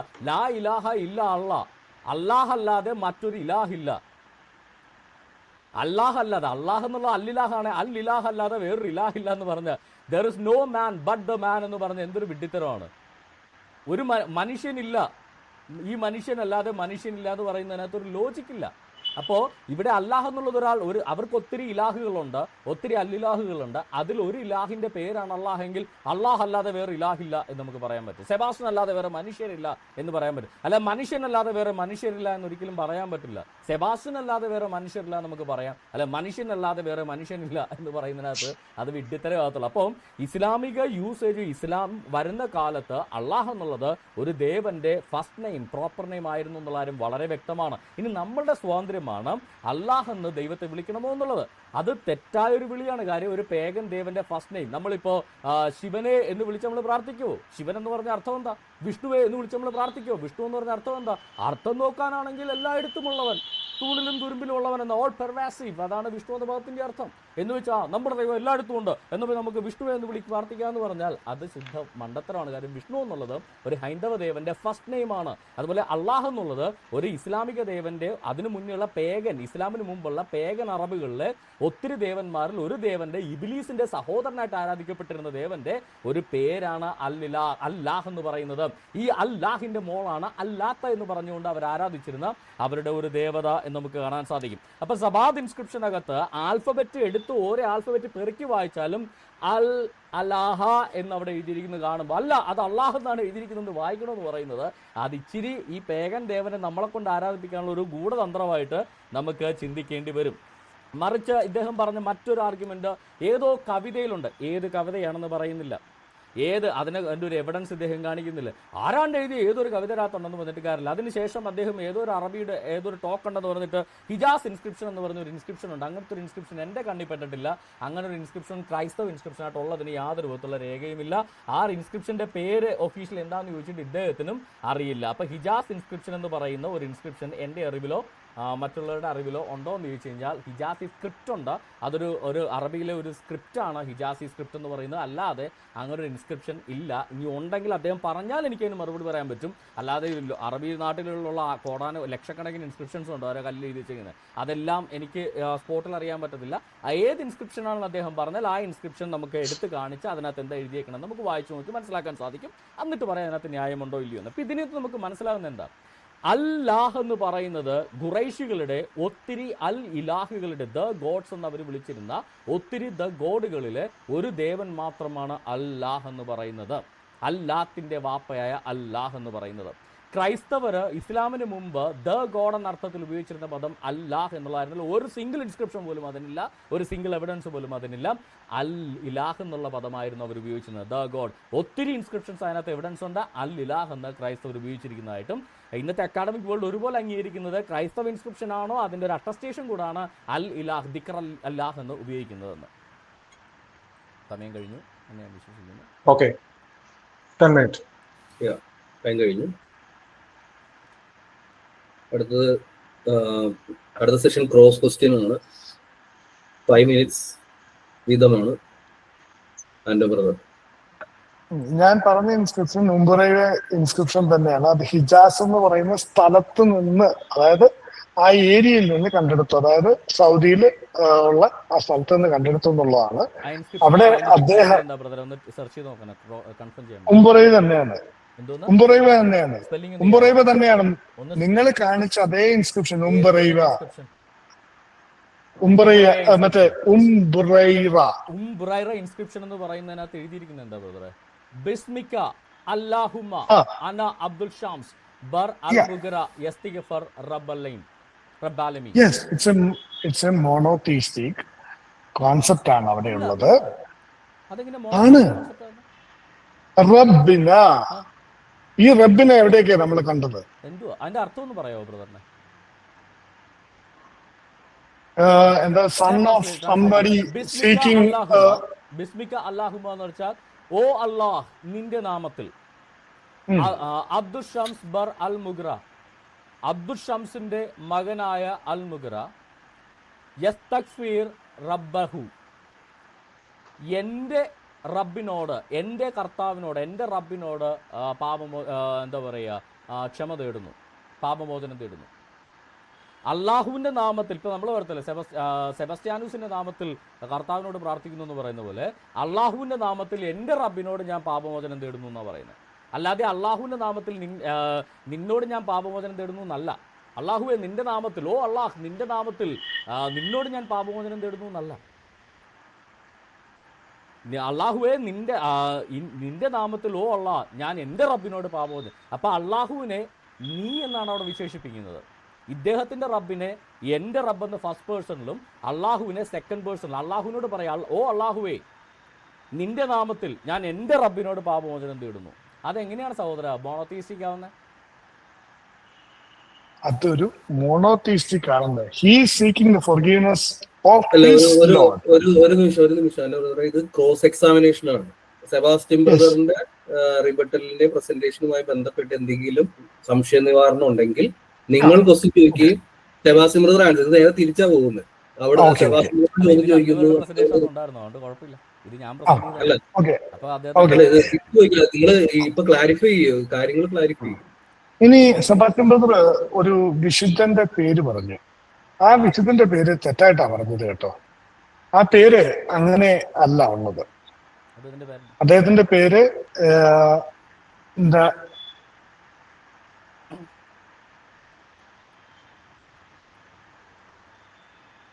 അബ്ദുള്ള ഓഫ് ആർട്ടേസ് എന്ന് തന്നെയാണ്. അബ്ദുള്ള ഓഫ് ആർട്ടേസ്, അതായത് അബ്ദുള്ള ഓഫ് ആർട്ടേസ് തന്നെയാണ്. അദ്ദേഹം ഒരു ഖുറേഷി ആയിരുന്നു, പേഗനായിരുന്നു എന്ന് പറഞ്ഞു. അദ്ദേഹം നജ്റാനിലെ ക്രിസ്ത്യാനികളുടെ ലീഡറായിരുന്നു. ഹി ഫൈറ്റ് അഗൈൻസ്റ്റ് നവാസ് രാജ് കിങ്. അപ്പം അതെവിടുന്നാണ് താങ്കൾക്ക് ആ പേര് കിട്ടിയത്, പേഗനായിരുന്നു എന്നൊക്കെ പറയുന്നത്? എന്റെ പൊന്നു സഹോദരി, ഈ ആർട്ടേസ് എന്ന് പറഞ്ഞാൽ മാർട്ടയർ എന്നാണ് അർത്ഥം. അദ്ദേഹം മരിച്ചു കഴിഞ്ഞപ്പോൾ അദ്ദേഹത്തെ വിശേഷിപ്പിക്കുന്നതാണ്, അല്ലാതെ ജനിച്ചപ്പോഴേ അദ്ദേഹം. അബ്ദുള്ളയുടെ വാപ്പയുടെ പേരാണ് അബ്ദുള്ള അൽ ഹരിത്ത് ബിൻ കാബ് എന്ന. അദ്ദേഹത്തിന്റെ ഫുൾ നെയിം അബ്ദുള്ള അൽ ഹരിത്ത് എന്ന. അദ്ദേഹത്തിന്റെ അപ്പന്റെ പേര് കാബ് എന്നാണ്. ചുമ്മാ ഒന്ന് വിക്കിപീഡിയയിൽ എടുത്തു. അപ്പം അദ്ദേഹം പേഗനാണ് എന്ന് പറയുന്നത് എങ്ങനെയാണ്? അബ്ദുള്ള അൽ ഹരിത്ത് എന്ന് പറയുന്നത് അബ്ദുള്ള അൽ ഹരിത്ത് ബിൻ കാബ്. ഈ പേരുകളെല്ലാം ഖുറൈശി പേഗൻ മതത്തിലെ പേരുകളാണ്. ഇത് ഇസ്ലാം വരുന്നതിന് മുമ്പുള്ളതാണ്. ഇസ്ലാം വരുന്നതിന് മുമ്പുള്ള ഈ ഖുറൈശി പേഗൻ മതത്തിൽ അബ്ദുള്ള എന്ന് പേരുണ്ട്, അബ്ദുൽ ഉസ എന്ന് പേരുണ്ട്. അങ്ങനെയാണെങ്കിൽ അബ്ദുള്ള എന്ന പേരിലുണ്ട് അള്ളാഹ് നമ്മുടെ ദൈവമാണ്, ഉസൈൻ എന്നുള്ളത് അള്ളയുടെ മോളാവുമല്ലോ. അപ്പോൾ ഉസൈൻ നമ്മുടെ ദൈവമാവുമോ? അത് പേഗൻ മതത്തിലെ പേരുകളായി. ഇപ്പം നമ്മുടെ നാട്ടിൽ നാരായണൻ എന്ന പേരുള്ള ഒരാൾ ക്രൈസ്തവനായി. എനിക്കറിയാവുന്നൊരു നാരായണൻ ചെയ്യുന്നുണ്ട്. പുള്ളി ക്രൈസ്തവനുണ്ട്, പുള്ളി പേര് മാറ്റിയൊന്നുമില്ല. കാര്യം അന്നത്തെ കാലത്ത് അങ്ങനെ പേര് മാറ്റാറില്ല. അങ്ങനെ മാറ്റാറുണ്ട് മുഹമ്മദ് പേര് മാറ്റിയേനെ. കാര്യം മുഹമ്മദ് പേഗൻ മതത്തിലെ പേരാണ് മുഹമ്മദ് എന്നുള്ളത്. അബൂബക്കർ പേഗൻ മതത്തിലെ പേര്, അതൊക്കെ എല്ലായിടത്തും മാറ്റിയോ അവർ. അപ്പോൾ അദ്ദേഹം എന്ന് പറയുന്ന അറബി നാട്ടിലെ ഒരു ഖുറൈശി പേഗൻ മതവിശ്വാസിയായിരുന്ന അബ്ദുള്ള അൽ ഹരിത്ത് ബിൻ കാബ് ക്രൈസ്തവനായി മാറി. ഉദാഹരണത്തിന് മുഹമ്മദിന്റെ കസിൻ ബറക്കത്ത് ബിൻ നൗഫൽ ക്രൈസ്തവനായി പേര് മാറിയോ? ബറക്ക എന്നുള്ള പേര് തന്നെ പുള്ളി എപ്പോഴും ഇട്ടെ, അല്ല പേരാരും മാറിയിട്ടില്ല. മുഹമ്മദ് ക്രൈസ്തവ പാരമ്പര്യത്തിലാണെന്നുള്ളതിന് യാതൊരു തെളിവില്ല. ഇദ്ദേഹം ഒരു പേഗൻ അറബ് കുടുംബത്തിൽ ജനിച്ച, മുഹമ്മദിനെ പോലെ തന്നെ ഒരു പേഗൻ അറബ് കുടുംബത്തിൽ ജനിച്ച കാബ് എന്ന് പറയുന്ന, മുഹമ്മദിന്റെ കുടുംബത്തിലുണ്ട് ഇബ്നു കാബ് എന്ന് പറയുന്ന ഒത്തിരി മുഹമ്മദിന്റെ സഹാബികൾപ്പെട്ട ഒത്തിരി പേരുണ്ട്. അബ്ദുള്ള ഇബ്നു കാബൊക്കെ. അത് അന്നത്തെ പേഗൻ മതത്തിലെ പേരുകളാണ്. ആ പേഗൻ മതത്തിലെ പേരാൾ ക്രിസ്ത്യാനിയായി മാറി. എന്നിട്ട് അദ്ദേഹം രക്തസാക്ഷിയായി, അദ്ദേഹം വിശുദ്ധനായി വാഴ്ത്തപ്പെട്ടു. അല്ലാതെ ക്രൈസ്തവർക്ക് ഇദ്ദേഹത്തിന്റെ മകൻ അബ്ദുള്ള എന്ന് പേരിട്ടെങ്കിൽ, ഇദ്ദേഹം ക്രൈസ്തവനായതിനു ശേഷം ഇദ്ദേഹത്തിന്റെ മകൻ അബ്ദുള്ള എന്ന് പേരിട്ടെങ്കിൽ താങ്കൾ പറയുന്നതിനകത്തുള്ള ലോജിക്കുണ്ട്. ഈ നജ്റാനിലെ ക്രിസ്ത്യൻ കമ്മ്യൂണിറ്റി എത്ര പഴക്കമുള്ളതാണ് എന്നാണ് സെബാസ്റ്റ്യൻ ബ്രദറിന്റെ അറിവ്? നജ്റാനിലെ ക്രിസ്ത്യൻ കമ്മ്യൂണിറ്റിക്ക് ഒത്തിരി പഴക്കമുണ്ട്. ഓക്കെ, അപ്പൊ ആ ക്രിസ്ത്യൻ കമ്മ്യൂണിറ്റിയുടെ ലീഡർ ആവാൻ ഒരാള്, ആ ലീഡർ ആകേണ്ട ആൾക്ക് എത്ര പ്രായം കാണും? എത്ര പ്രായം കാണും താങ്കളല്ലേ? അല്ലെങ്കിൽ അദ്ദേഹം ആ ഫാമിലി, ഇപ്പം നജ്റാനിലെ ക്രിസ്ത്യൻ കമ്മ്യൂണിറ്റിക്ക് എനിക്ക് എന്റെ അറിവ് അനുസരിച്ച് 2nd സെഞ്ചുറി മുതൽ അവിടെ പാരമ്പര്യമായിട്ട് ക്രിസ്ത്യാനികളുണ്ട്. അവർ ട്രേഡ് റൂട്ട് ആയിരുന്നു. ടൈം ഓവറാണ്. കണ്ടിന്യൂ ചെയ്തോളൂ. ഇനി സെബാസ്റ്റ്യൻ ബ്രദറിന് ക്രോസ് എക്സാമിൻ ചെയ്യാം. എന്റെ ക്രോസ് എക്സാമിനേഷൻ വരുന്നത് പ്രധാനമായിട്ട് ഇതാണ്. താങ്കൾ ഒരു ഇൻസ്ക്രിപ്ഷൻ പോലും, താങ്കൾ അവസാനം കൊണ്ടുവന്ന ഒരു എവിഡൻസ് പോലും ഉമ്മു ബറായ ഇൻസ്ക്രിപ്ഷൻ ആണ്. ഉമ്മു ബറായ ഇൻസ്ക്രിപ്ഷൻ മോണോതീസ്റ്റിക് ആണെന്ന് താങ്കൾ പറയുന്നു. അത് എന്ത് അടിസ്ഥാനത്തിലാണ് പറയുന്നത്? ആ ഇൻസ്ക്രിപ്ഷനകത്ത് പറയുന്ന ബിസ്മിക്ക അല്ലാഹുമ്മ, അള്ളാഹുവെ നിന്റെ നാമത്തിൽ, ഇൻ യോർ നെയിം, ബിസ്മിക്ക എന്ന് പറഞ്ഞാൽ നിന്റെ നാമത്തിൽ, അന അബ്ദുൽ ഷാംസ് ബർ അൽ മുഗ്ര, അബ്ദുൽ ഷാംസിന്റെ മകൻ അൽ മുഗ്രയുടെ മകനായ അബ്ദുൽ ഷാംസ് എന്ന ഞാൻ, യസ്തഗ്ഫീർ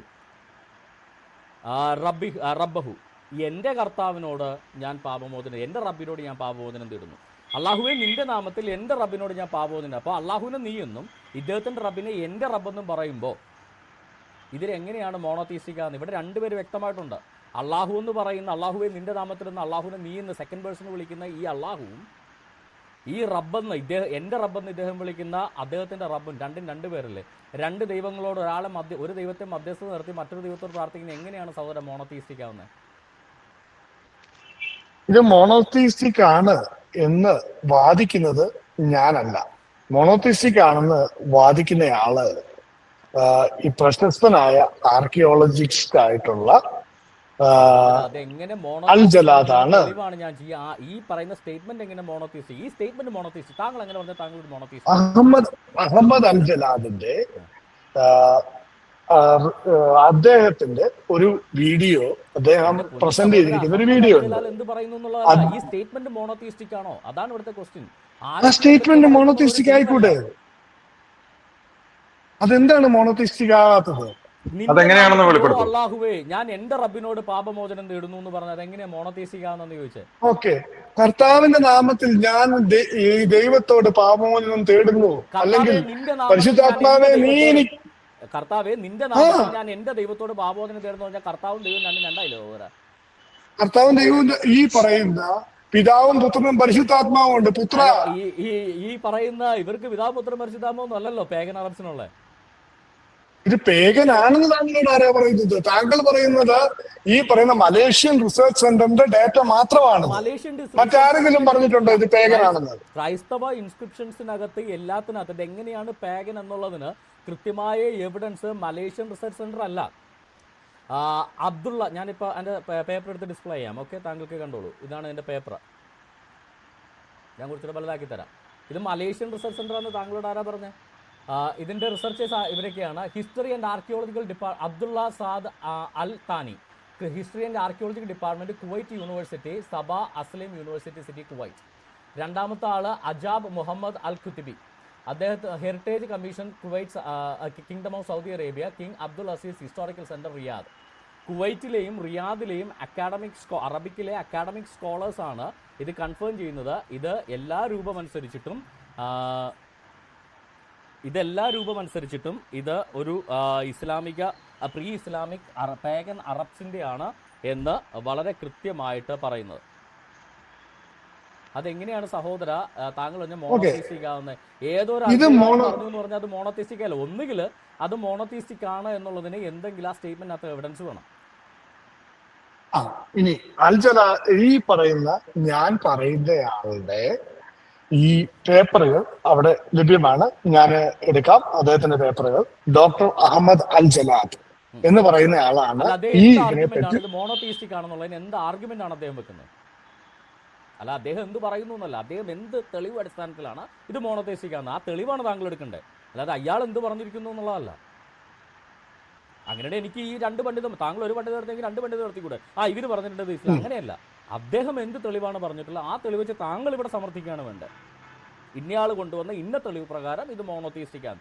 ഇതും എഴുത്തുമാനർ എല്ലാവർക്കും വായിച്ചു നോക്കാവുന്ന കാര്യം. അള്ളാഹുവെ നിന്റെ നാമത്തിൽ അബ്ദുൽ ഷാംസായ ഞാൻ എന്റെ റബ്ബിനോട് പാപമോചനം തേടുന്നു. അതെങ്ങനെയാണ്? എന്റെ റബ്ബെന്ന് വിളിക്കുന്ന ആരെയാ? അത് അദ്ദേഹത്തിന്റെ റബ്ബിനെ. അള്ളാഹുവിനെ വിളിക്കുന്നത് നീ എന്നാ, നിന്റെ അള്ളാഹുവെ നിന്റെ നാമത്തിൽ ആണ്. ഇത് ഈ പറയുന്ന പ്രീ ഇസ്ലാമിക് എറയിൽ അവിടെ ഉണ്ടായിരുന്ന ക്രിസ്ത്യൻസ് മുഴുവൻ ഈ പറയുന്ന പോലെ ട്രിനിറ്റി വിശ്വസിക്കുന്നവരായിരുന്നു. നോൺ ട്രിനിറ്റേറിയൻസ് അല്ലായിരുന്നു. അവിടെ ഉണ്ടായിരുന്നവര് ഈ പറയുന്ന നല്ല സുറിയാനി ക്രിസ്ത്യാനികൾ തന്നെയായിരുന്നു. ഇത് ട്രിനിറ്റേറിയൻ ഇൻസ്ക്രിപ്ഷൻ ആണെന്നുള്ളതിന് എന്താ എവിഡൻസ് ഉള്ളത്? ഇദ്ദേഹം ഇത് പറയുകയാണ് മോണോതീസ്റ്റിക് ഇൻസ്ക്രിപ്ഷൻ ആണ്. എന്ത് തെളിവാണ് ഹാജരാക്കുന്നത്? അല്ല അദ്ദേഹത്തിന് വായിത്തൊന്നും എന്തും പറയാം. അദ്ദേഹത്തിന് വേണേൽ പറയാം ഇത് ശിവനെ കുറിച്ചുള്ളതാണെന്ന് പറയാം. അത് അദ്ദേഹത്തിന്റെ സ്വാതന്ത്ര്യം. എന്ത് തെളിവാണ് അദ്ദേഹം ഇതിനു വേണ്ടി വെച്ചിരിക്കുന്നത് എന്നുള്ളതാണ് ഈ ഇൻസ്ക്രിപ്ഷന്റെ രീതി. ഈ റബ്ബിനോട് പാപമോചനം തേടുക, ഓ അള്ളാഹുവേ എന്ന് വിളിച്ചുകൊണ്ട് റബ്ബിനോടൊക്കെ പാപമോചനം തേടുന്നുള്ള പേഗൻ അറബുകളുടെ രീതിയാണ്. അങ്ങനെ ഒത്തിരി ഇതെന്തുകൊണ്ടാണ് അദ്ദേഹം എന്തുകൊണ്ടാണ് ഇത് പറയുന്നത്? ഞാനല്ല. ഓക്കെ, ഈ ഇൻസ്ക്രിപ്ഷനകത്ത് കൃത്യമായിട്ട് പറയുന്നതാണ്, say is in your name O Allah O God and the guy called son of who seek forgiveness of his Lord and the word of Lord being used like അവിടെ പറയുന്നത് യുസ്തഗ്ഫിർ റബ്ബഹു, എന്റെ റബ്ബിനോടെന്നാ പറയുന്നത്. അതാ പറഞ്ഞത്. അദ്ദേഹം ഒരു തേർഡ് പേഴ്സൺ ആയിട്ട് പറയുകയാണ്. അതായത് ഇയാളുടെ ദൈവത്തോട് ഈ പറയുന്ന പോലെ ഈ ഇൻസ്ക്രിപ്ഷൻ ഇവിടെ ഈ അദ്ദേഹം തേർഡ് പേഴ്സൺ ആയിട്ടാണ് പറയുന്നത്. തേർഡ് പേഴ്സൺ ആയിട്ട് പറയണല്ലേ? അബ്ദുൽ ഷംസ് രണ്ട് ഡിഫറെന്റ് പേഴ്സണൽ ഈ ആർഗ്യുമെന്റ് വെച്ച് ഈ സ്റ്റേറ്റ്മെന്റ് പറഞ്ഞു. ഈ എഴുത്തിൽ എഴുതിയേക്കുന്ന എങ്ങനെയാ? അള്ളാഹുവേ നിന്റെ നാമത്തിൽ. അപ്പൊ അള്ളാഹു നിന്റെ നാമത്തിൽ അള്ളാഹു ഫസ്റ്റ് പേഴ്സണോ സെക്കൻഡ് പേഴ്സണോ തേർഡ് പേഴ്സണോ? അയ്യോ, ഞാൻ പറഞ്ഞത് അദ്ദേഹം തേർഡ് പേഴ്സൺ ആയിട്ട് പറയുകയാണ്. ഓക്കെ, അപ്പം ഇതിനകത്ത് ഇത് അതായത് ഈ പറയുന്ന വാക്ക് ഒരു ഹീബ്രു അരാമിക് ലിറ്റർജിയുടെ തിങ്. ആൻഡ് ബ്രദർ ടൈം കഴിഞ്ഞു. ലിറ്ററേച്ചറിൽ ഇങ്ങനത്തെ ഒരു സ്റ്റേറ്റ്മെന്റ് ഇത് ബഹുദൈവ വിശ്വാസമാണ്. നമ്മളെ ടൈം കഴിഞ്ഞു. വിശ്വാസികളല്ല. ടൈം കഴിഞ്ഞു. നമ്മള് 1 മിനിറ്റ് കൂടുതൽ പോയിട്ടുണ്ട്. അപ്പോ നമുക്കിനി കൺക്ലൂഷനിലേക്ക് കിടക്കാം. 5 മിനിറ്റ് ആണ് രണ്ടുപേർക്കും. ക്രോസ് എക്സാമിനേഷൻ കഴിഞ്ഞില്ല. ഇനി നമുക്ക് ക്ലോസിംഗ് സ്റ്റേറ്റ്മെന്റ് ആണ്. അല്ലേ? താങ്കൾ തന്നത് എങ്ങനെയായിരുന്നു എന്നാണ് എന്റെ അറിവ്. 5 മിനിറ്റ് രണ്ടുപേരും ശരിക്കും രണ്ടുപേരും 5 മിനിറ്റ് വെച്ചിട്ട് രണ്ടുപേരും അങ്ങോട്ടും ഇങ്ങോട്ടും കയറി പരസ്പരം സംസാരിച്ചിട്ടുണ്ട്. അത് ആ രണ്ടുപേരുടെ ടൈം കഴിഞ്ഞിട്ടുണ്ട്. ഞാൻ ഇനി അടുത്തത് സാധനം നോക്കിക്കേ സുഭാഷ്. ഇനി നമുക്ക് ക്ലോസിംഗ് സ്റ്റേറ്റ്മെന്റ് ആണ്. അല്ലെങ്കിൽ പിന്നെ നിങ്ങൾ ഡിബേറ്റേഴ്സ് ഒരു 5 മിനിറ്റ് കൂടെ നിങ്ങൾക്ക് രണ്ടുപേർ കൂടെ വേണമെന്ന് നിങ്ങൾ തീരുമാനം എടുക്കുകയാണെങ്കിൽ അങ്ങനെ. അല്ല ആന്റോയ്ക്ക് ഇപ്പൊ പറഞ്ഞതിന്റെ എന്തെങ്കിലും തെളിവുകൾ വെക്കാനുണ്ടെങ്കിൽ ഒരു 5 മിനിറ്റ് കൂടെ രണ്ടു കൂട്ടർക്കും ആകാം. അതല്ല ചോദിച്ചത്. ഇപ്പൊ നമ്മൾ എടുത്തേക്കുന്നതിനകത്ത് ഇപ്പം സെബാസ്റ്റ്യൻ ബ്രദർ ഇനി ക്രോസ് എക്സാമിനേഷൻ കഴിഞ്ഞു. ഇനി കൺക്ലൂഡിംഗ് സ്റ്റേറ്റ്മെന്റ് ആണ്. ഒരു 5 മിനിറ്റ് എക്സ്ട്രാ വേണമെന്നുണ്ടെങ്കിൽ അതല്ല സെബാസ്റ്റ്യൻ ബ്രദറിന് ഞാൻ ഏറ്റവും ആദ്യം അയച്ചതിൽ ഇൻഡു 2 ഉണ്ട്. നോക്കിക്കേ. യെസ്, 2 റൗണ്ട് ഒന്നും കാണിച്ചിട്ടില്ല. ഓക്കെ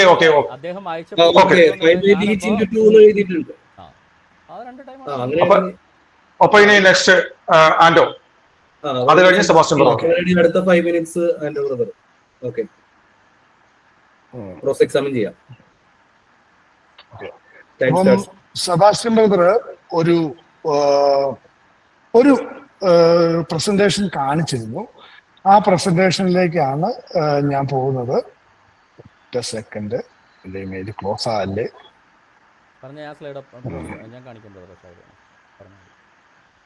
ഓക്കെ,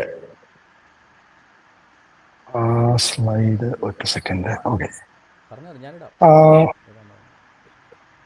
ഓക്കെ 1 സെക്കൻഡ്, സ്ഥലം കിട്ടി.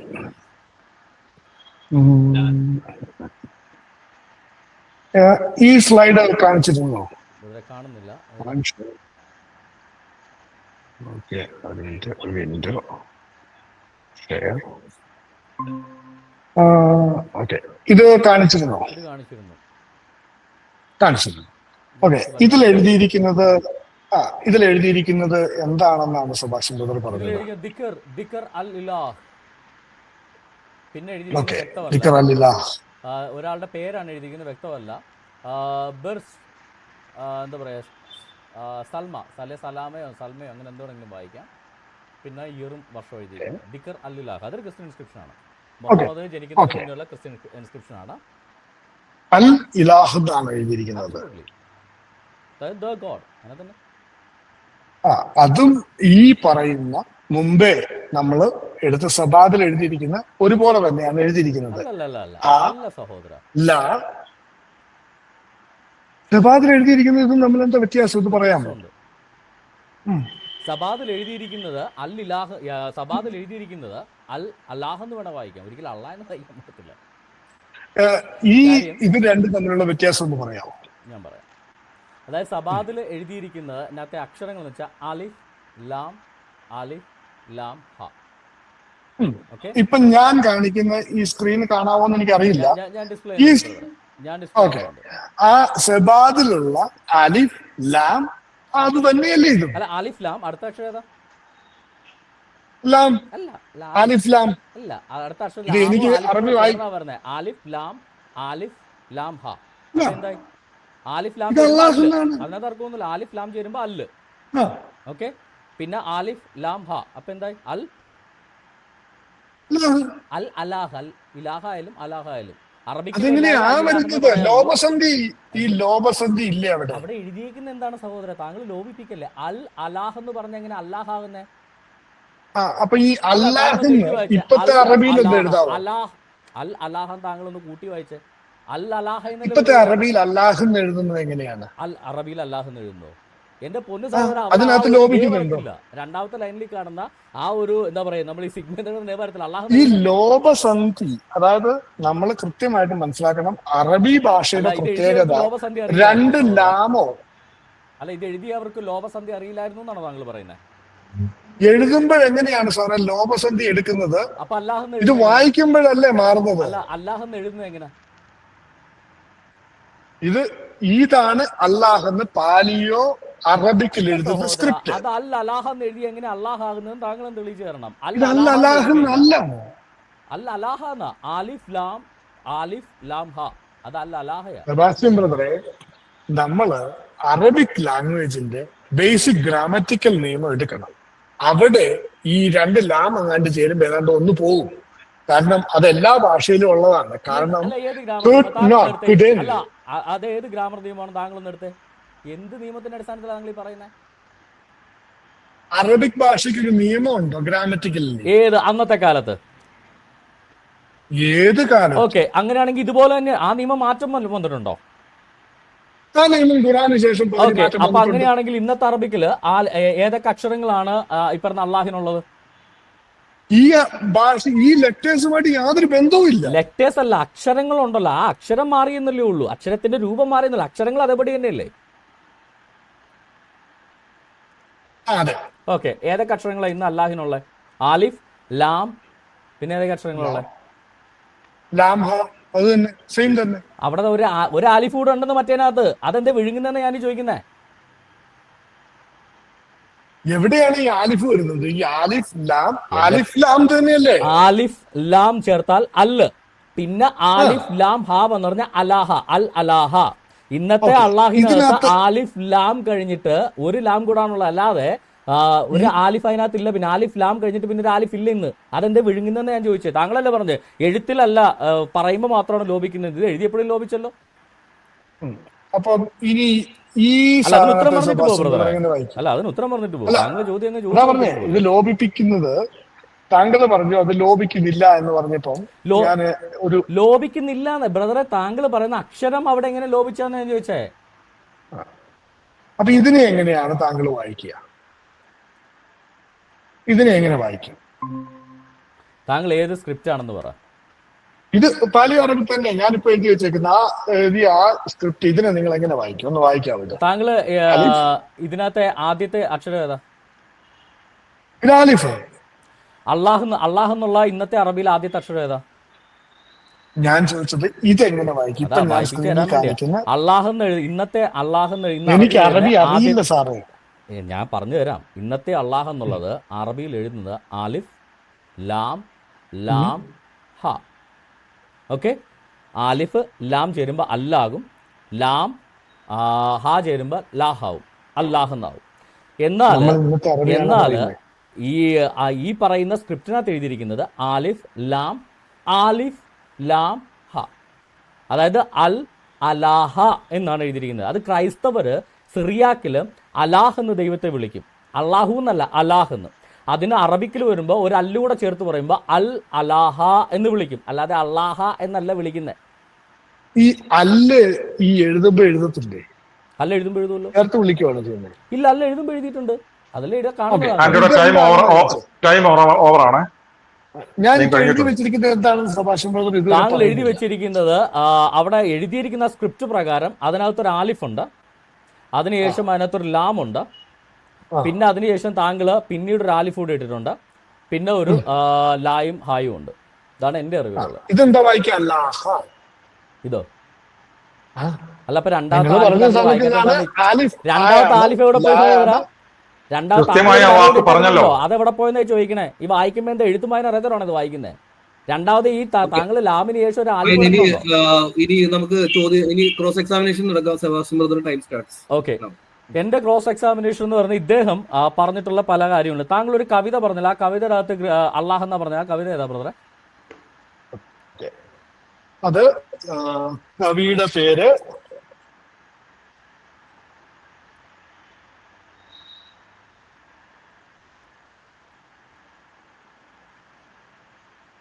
റഫറൻസ് കൂടെ പറയൂ. കവിയുടെ പേര് മാത്രമല്ല, കവിയുടെ പേരെടുക്കുന്ന സമയത്ത് ഞാൻ ഈ സൗദി അതുപോലെ തന്നെ കുവൈറ്റ് പണ്ഡിതന്മാര് ഓക്കെ പറഞ്ഞു.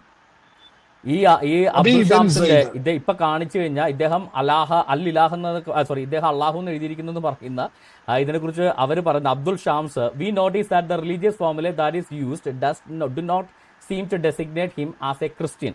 ഒന്നാമത്തെ ഇതൊരു ഈ പേര് തന്നെ ഒരു ഖുറൈശി മതത്തിലെ പേരാണ്, ഖുറൈശി അറബുകളുടെ പേരാണ് അബ്ദുൽ ഷംസ് എന്ന് പറയുന്നത്. ഷംസു എന്ന് പറയുന്നത് അറിയാമല്ലോ, ഇവരുടെ അള്ളാഹുവിൻ്റെ മറ്റൊരു പേരാണ് ഷംസു എന്ന് പറയുന്നത്. അബ്ദുൽ ഷംസ് എന്ന് പറഞ്ഞാൽ ഷംസിൻ്റെ അടിമ, ഷംസുവിൻ്റെ അടിമ എന്ന് പറയുന്നത്. ഓക്കെ, എന്താണെങ്കിലും ഇതൊരു ക്രിസ്ത്യനായിട്ട് ഡെസിഗ്നേറ്റ് ചെയ്യാൻ പറ്റുന്ന ഒരു സ്ക്രിപ്റ്റേ അല്ല എന്ന് കൃത്യമായി സൗദി അറേബ്യൻ, കുവൈറ്റ് സർവകലാശാലകൾ നടത്തിയ പഠനത്തിൽ അവർ തെളിവുകൾ നിരത്തി പറഞ്ഞിട്ടുണ്ട്. ആ തെളിവുകളുടെ ആർട്ടിക്കിൾ വേണമെങ്കിൽ ഞാൻ താങ്കൾക്ക് അയച്ചു തരാം. ഓക്കെ, താങ്കൾ പറയൂ, ഏതാണ്? അബി ഇബൻ സയ്ദ്, 6-ാം നൂറ്റാണ്ട്. അബി ഇബ്ൻ സയ്ദ്.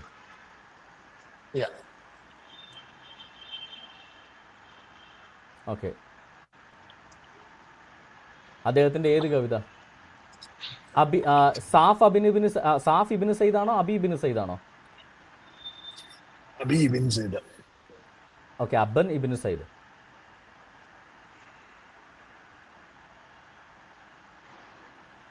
ഏതാ സാർ, ആളാരാ?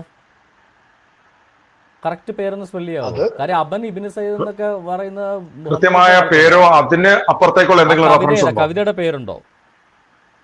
നമ്മളൊരു തെളിവ് പറയാൻ നേരത്തെ കൃത്യമായ ഒരു രേഖയും തെളിവൊക്കെ വേണ്ടേ, അല്ലാതെ ഡിബേറ്റർ ചോദ്യം ചോദിക്കുന്നുണ്ടല്ലോ, മോഡറേറ്റർ ഇടപെടാതിരിക്കും. അല്ലല്ല, സമയം അടുത്തോണ്ടിരിക്കുകയാണ്, അതുകൊണ്ടാണ് പറഞ്ഞത്. റെഫറൻസ് ഇതുവരെ പറയുന്നില്ല, കുറെ നേരമായിട്ട് പറയുന്നു. റെഫറൻസ് ചോദിക്കുന്നത്, അല്ലാതെ നമ്മൾ പുതിയൊരു സാധനം അല്ല ചോദിക്കുന്നത്. അപ്പൊ എന്റെ സമയം വേസ്റ്റ് ആവുമല്ലേ?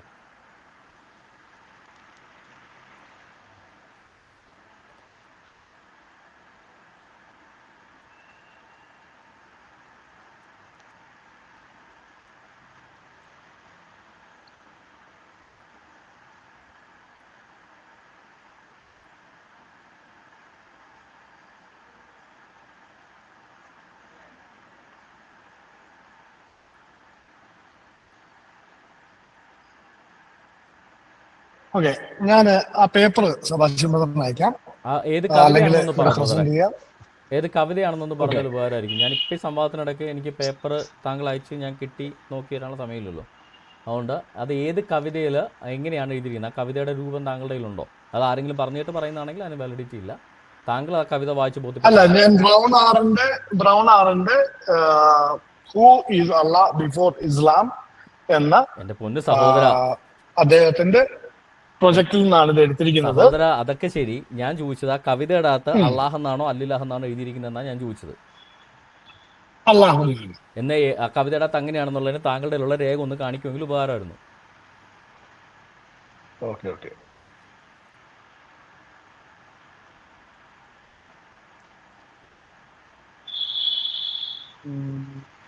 സെബാസ്റ്റ്യൻ ബ്രദറിന് അനുവദിക്കപ്പെട്ട സമയത്താണ് ഈ രേഖകൾ തപ്പി കഴിഞ്ഞു പോകുന്നത്, അല്ലെങ്കിൽ ആ വിഷയം തെളിവില്ല എന്ന കാരണത്താൽ വിട്ടേക്കാം.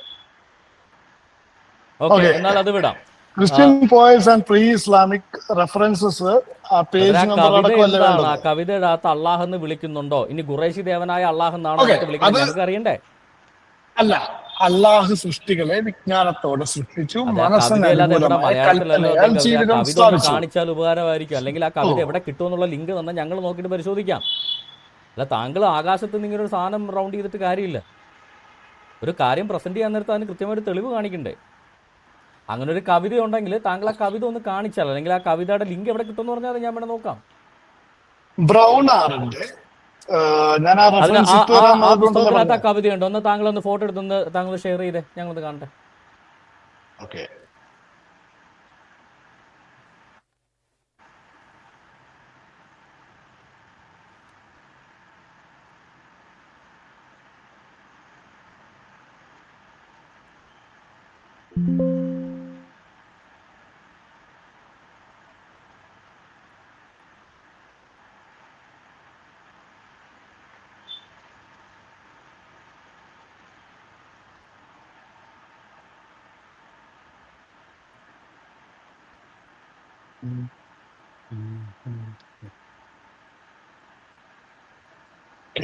Brown Arbor.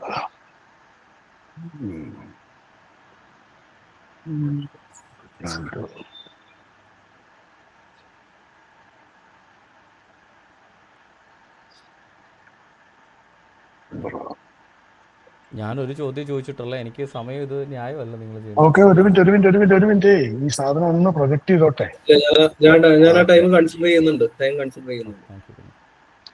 ഏകദേശം 3 മിനിറ്റോളം ആൻഡോയ്ക്ക് വേണ്ടി കളഞ്ഞിട്ടുണ്ട്. ഒരു മിനിറ്റ് ഈ സാധനം ഒന്ന് പ്രസന്റ് ചെയ്തോട്ടെ. ഇത് എടുക്കട്ടെ ഈ സാധനം. നമ്മൾ ആദ്യം പറഞ്ഞു. ഓക്കെ ശരി. ഓക്കെ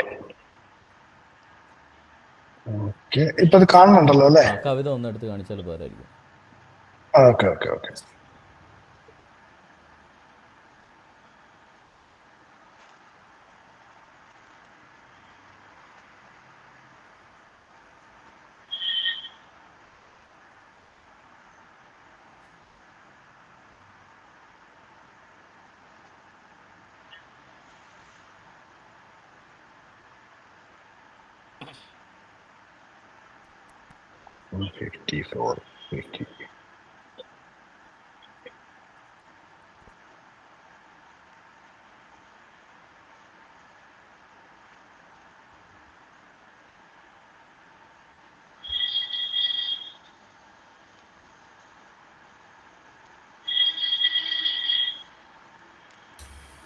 ഓക്കെ, ഇതാ കിടക്കണം.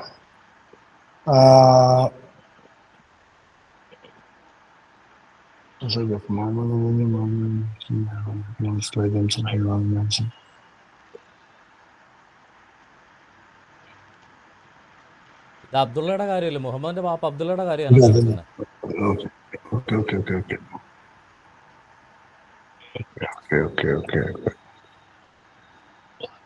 സാധിക്കുന്നില്ല എങ്കിൽ നമ്മൾക്കത് വിടാം ആൻഡോ. അത് ഓൾറെഡി ഉള്ള ഒരു സാധനം. എടുക്കട്ടെ സാധനം.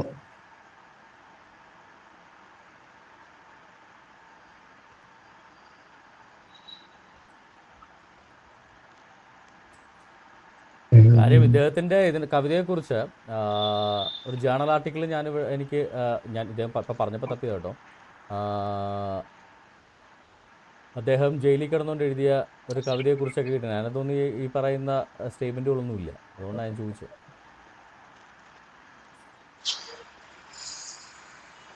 ഒരു മിനിറ്റ് ഞാനിത് എടുത്തു തരാം.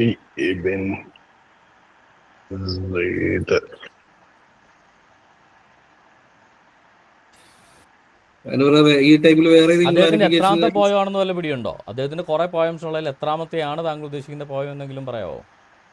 എനിക്ക് ഏട്ടെങ്കിലും സെർച്ച് ചെയ്ത് നോക്കി കണ്ടുപിടിക്കാൻ വേണ്ടിയാണ്. അദ്ദേഹം എഴുതിയിരിക്കുന്നത്, അദ്ദേഹം ഒരു ക്രിസ്ത്യൻ ആണ്, ക്രിസ്ത്യൻ കവിയാണ്. അദ്ദേഹം എഴുതിയ എത്രാമത്തെ പോയമാണെന്ന് ചോദിച്ചത്. അദ്ദേഹത്തിന്റെ ഏത് കവിതയാണ് ഞാൻ നോക്കേണ്ടത് താങ്കൾ ഈ പറഞ്ഞ സ്റ്റേറ്റ്മെന്റ് കിട്ടാൻ? അദ്ദേഹത്തിന്റെ പോയിന്റ് നമ്പർ 1, പോയിന്റ് നമ്പർ 2 അങ്ങനെ നമ്പർ ചെയ്താണ് പോയം വരുന്നത്. അതിനകത്ത് എത്രാമത്തെ പോയെന്ന് പറഞ്ഞാൽ അതെനിക്ക് എടുത്ത് നോക്കാം. അതുകൊണ്ടാണ് ചോദിക്കുന്നത്. ഒറ്റ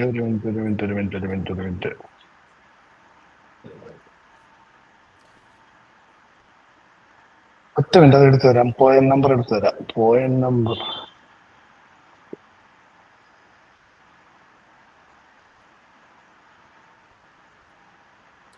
ഓക്കെ. എൻ്റെ പൊന്നു ബ്രദറെ, അതിന് പറ്റില്ലെങ്കിൽ ഞാൻ ടൈമെങ്കിലും യൂസ് ചെയ്യട്ടെ. ഓക്കെ, അങ്ങനെയാണെങ്കിൽ അടുത്ത ക്വസ്റ്റ്യനിലേക്ക് പോകാം. ഓക്കെ, ഇദ്ദേഹം എടുത്ത ഈ ബുറൈറ ഇൻസ്ക്രിപ്ഷൻ, ഈ ബുറൈറ ഇൻസ്ക്രിപ്ഷനകത്ത് ഇദ്ദേഹം പറഞ്ഞ കോൺസെപ്റ്റ് തെറ്റാണെന്ന് തെളിയിക്കുന്നതിനുള്ള എവിഡൻസുകൾ ഞാനിപ്പോൾ എടുത്ത് കാണിക്കാം. ഇദ്ദേഹം പറഞ്ഞത് അത് ക്രിസ്ത്യൻ ഇൻസ്ക്രിപ്ഷനാണ്, അതിനകത്ത് അള്ളാഹ് എന്ന് എഴുതിയിരിക്കുന്നു എന്നാണ് ഇദ്ദേഹം പറഞ്ഞത്. ബൈറ ഇൻസ്ക്രിപ്ഷനകത്ത് അള്ളാഹ് എന്ന് എഴുതിയിരിക്കുന്നു. അതിനകത്ത് അൽ അലാഹ് എന്നാണ്, സബാദിനകത്ത് അൽ അലാഹ് എന്ന് എഴുതിയിരിക്കുന്നത്. ബൈറയുടെ അകത്ത് അള്ളാഹുവെ എന്ന് വിളിച്ചുകൊണ്ട്, ഓ അള്ളാഹ് എന്ന് വിളിച്ചുകൊണ്ടാണ് എഴുതിയിരിക്കുന്നത്. താങ്കൾ പറഞ്ഞ പോലെ ഇവിടെ കൃത്യമായിട്ട് പറയുന്നത് അള്ളാഹുവെ നിന്റെ നാമത്തിൽ. അപ്പോൾ അള്ളാഹുവിനെ സെക്കൻഡ് പേഴ്സണിൽ അഡ്രസ്സ് ചെയ്യുന്നു. ഇപ്പോൾ ആൻഡോയെ നിന്റെ നാമത്തിൽ ഞാൻ ബിന്നിയോട് പാപമോചനം തേടുന്നു എന്ന് പറഞ്ഞു കഴിഞ്ഞാൽ അത് ആൻഡോയും ബിന്നിയും 2 പേരാണെന്നുള്ള കാര്യം വ്യക്തം. അപ്പോൾ ഇത് ബഹുദൈവ സ്റ്റേറ്റ്മെൻ്റ് ആണ് എന്നുള്ള കാര്യം വ്യക്തം. ഇനി ഇദ്ദേഹം പറയുന്ന പോലെ തൃത്വമാണ് ഇതിനകത്ത് വരുന്നതെങ്കിൽ നമ്മളെപ്പോഴും കർത്താവിൻ്റെ നാമത്തിൽ ദൈവത്തോട് എന്നേ പറയാറുള്ളൂ. പുത്രൻ്റെ നാമത്തിൽ പിതാവിനോടെന്നാണ് പറയുന്നത്. അല്ല പിതാവിൻ്റെ നാമത്തിൽ പുത്രനോട് പ്രാർത്ഥിക്കുന്ന സ്റ്റേറ്റ്മെൻറ്റ് എവിടെയാ ഉള്ളത്? പിതാവെ നിന്റെ നാമത്തിൽ ഞാൻ പുത്രനോട് പാപമോചനം തേടുന്നു എന്ന് പറയാറില്ല. യേശുക്രിസ്തുവിൻ്റെ നാമത്തിൽ നമ്മൾ പാപമോചനം തേടുന്നത്, അല്ല പിതാവിൻ്റെ നാമത്തിലല്ല.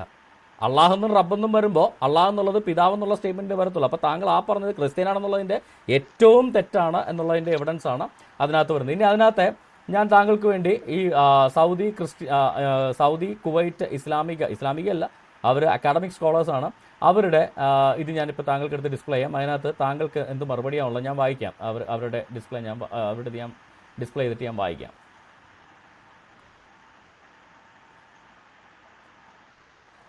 ഇച്ചിരി വലുതാക്കി കാണിക്കാൻ വേണ്ടി ഒരു സെക്കൻഡ്. ഇതാണ് ആർട്ടിക്കിളിനകത്ത് ദ ഓതർ, ഇതിൻ്റെ ഓതർ ആരായിരിക്കാം എന്നുള്ളതിനെക്കുറിച്ച് അവരുടെ അനാലിസിസ് ആണ്. Although the personal name Abdul Shams is common in pre-Islamic Arabia, only 2 people bearing the name Abdul Shams, son of Al-Mughiri, are known from the classical Islamic sources, and both were from Quraysh tribe. ഇതൊരു common പേരാണെങ്കിലും ഇതൊരു Quraish Arab ട്രൈബിൻ്റെ, Qureshi ട്രൈബിൻ്റെ, മുഹമ്മദിൻ്റെ കുടുംബക്കാരുടെ പേരുകളിൽ പെട്ട ഒരു പേരാണ്. പ്രധാനമായിട്ട് അവരുടെ നിന്നാണ് സോഴ്സുകളിലെല്ലാം കൂടുതൽ കാണുന്നത്. ആ അബ്ദുൽ ഷാംസിനെ കുറിച്ച് അദ്ദേഹത്തിൻ്റെ പേരുകളുടെ ഒറിജിനും അതൊരു ഖുറൈഷി കുടുംബക്കാരനാണ് എന്നുള്ള രീതിയിലേക്കാണ് അവരെത്തുന്നത്.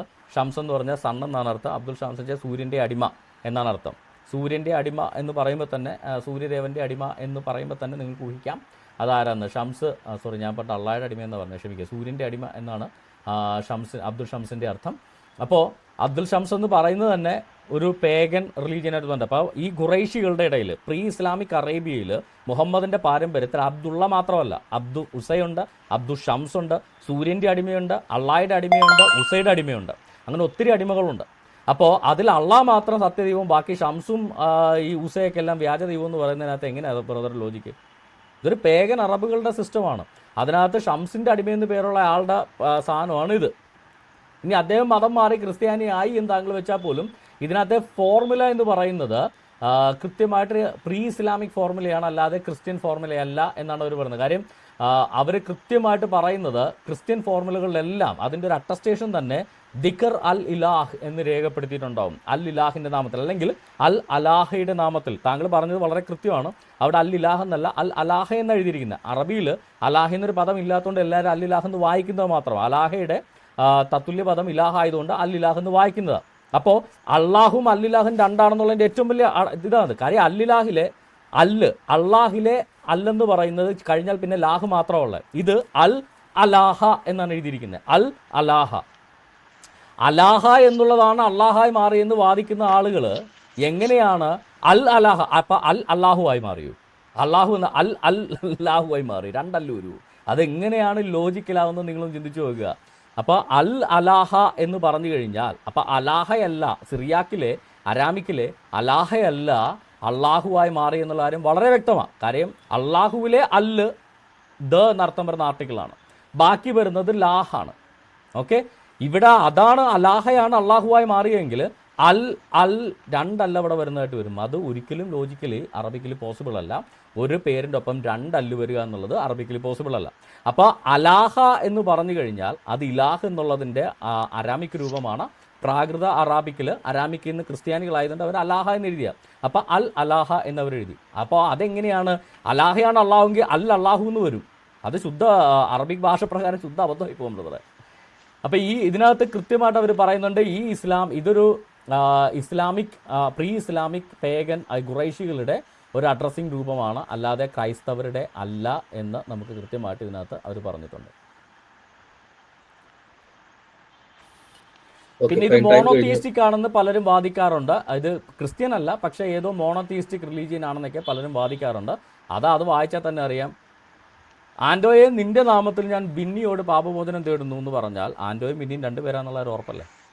അത് ബഹുദൈവ വിശ്വാസമല്ല, അതെങ്ങനെ ഏകദൈവ വിശ്വാസമാവുന്നത്? നമ്മൾ ഈ സെഷൻ 50 മിനിറ്റ്സ് അബവ് എടുത്തിട്ടുണ്ട്. അപ്പോൾ നമ്മൾ ഈ സെഷൻ കൺക്ലൂഡ് ചെയ്യണം. അടുത്തത് ക്ലോസിംഗ് പറഞ്ഞു കഴിഞ്ഞോ? കഴിഞ്ഞു ബ്രദറെ. ഓക്കെ, അടുത്ത സെഷനിലേക്ക് പോകാം. ക്ലോസിംഗ് സ്റ്റേറ്റ്മെന്റിലേക്ക് പോവാം. And brother 5 minutes.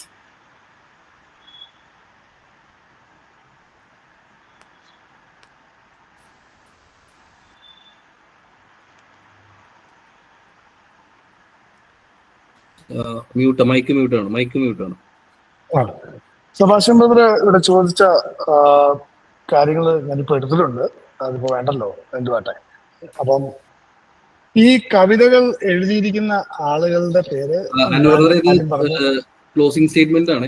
Okay, cross examination കഴിഞ്ഞു, ക്ലോസിംഗ് സ്റ്റേറ്റ്മെന്റ് ആണ്.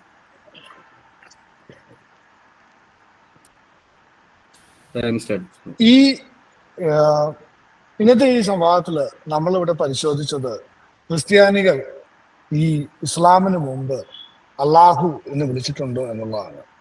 ഇവിടെ 2 ശിലാലിഖിതങ്ങൾ എടുത്തു വെച്ചിട്ടുണ്ട്.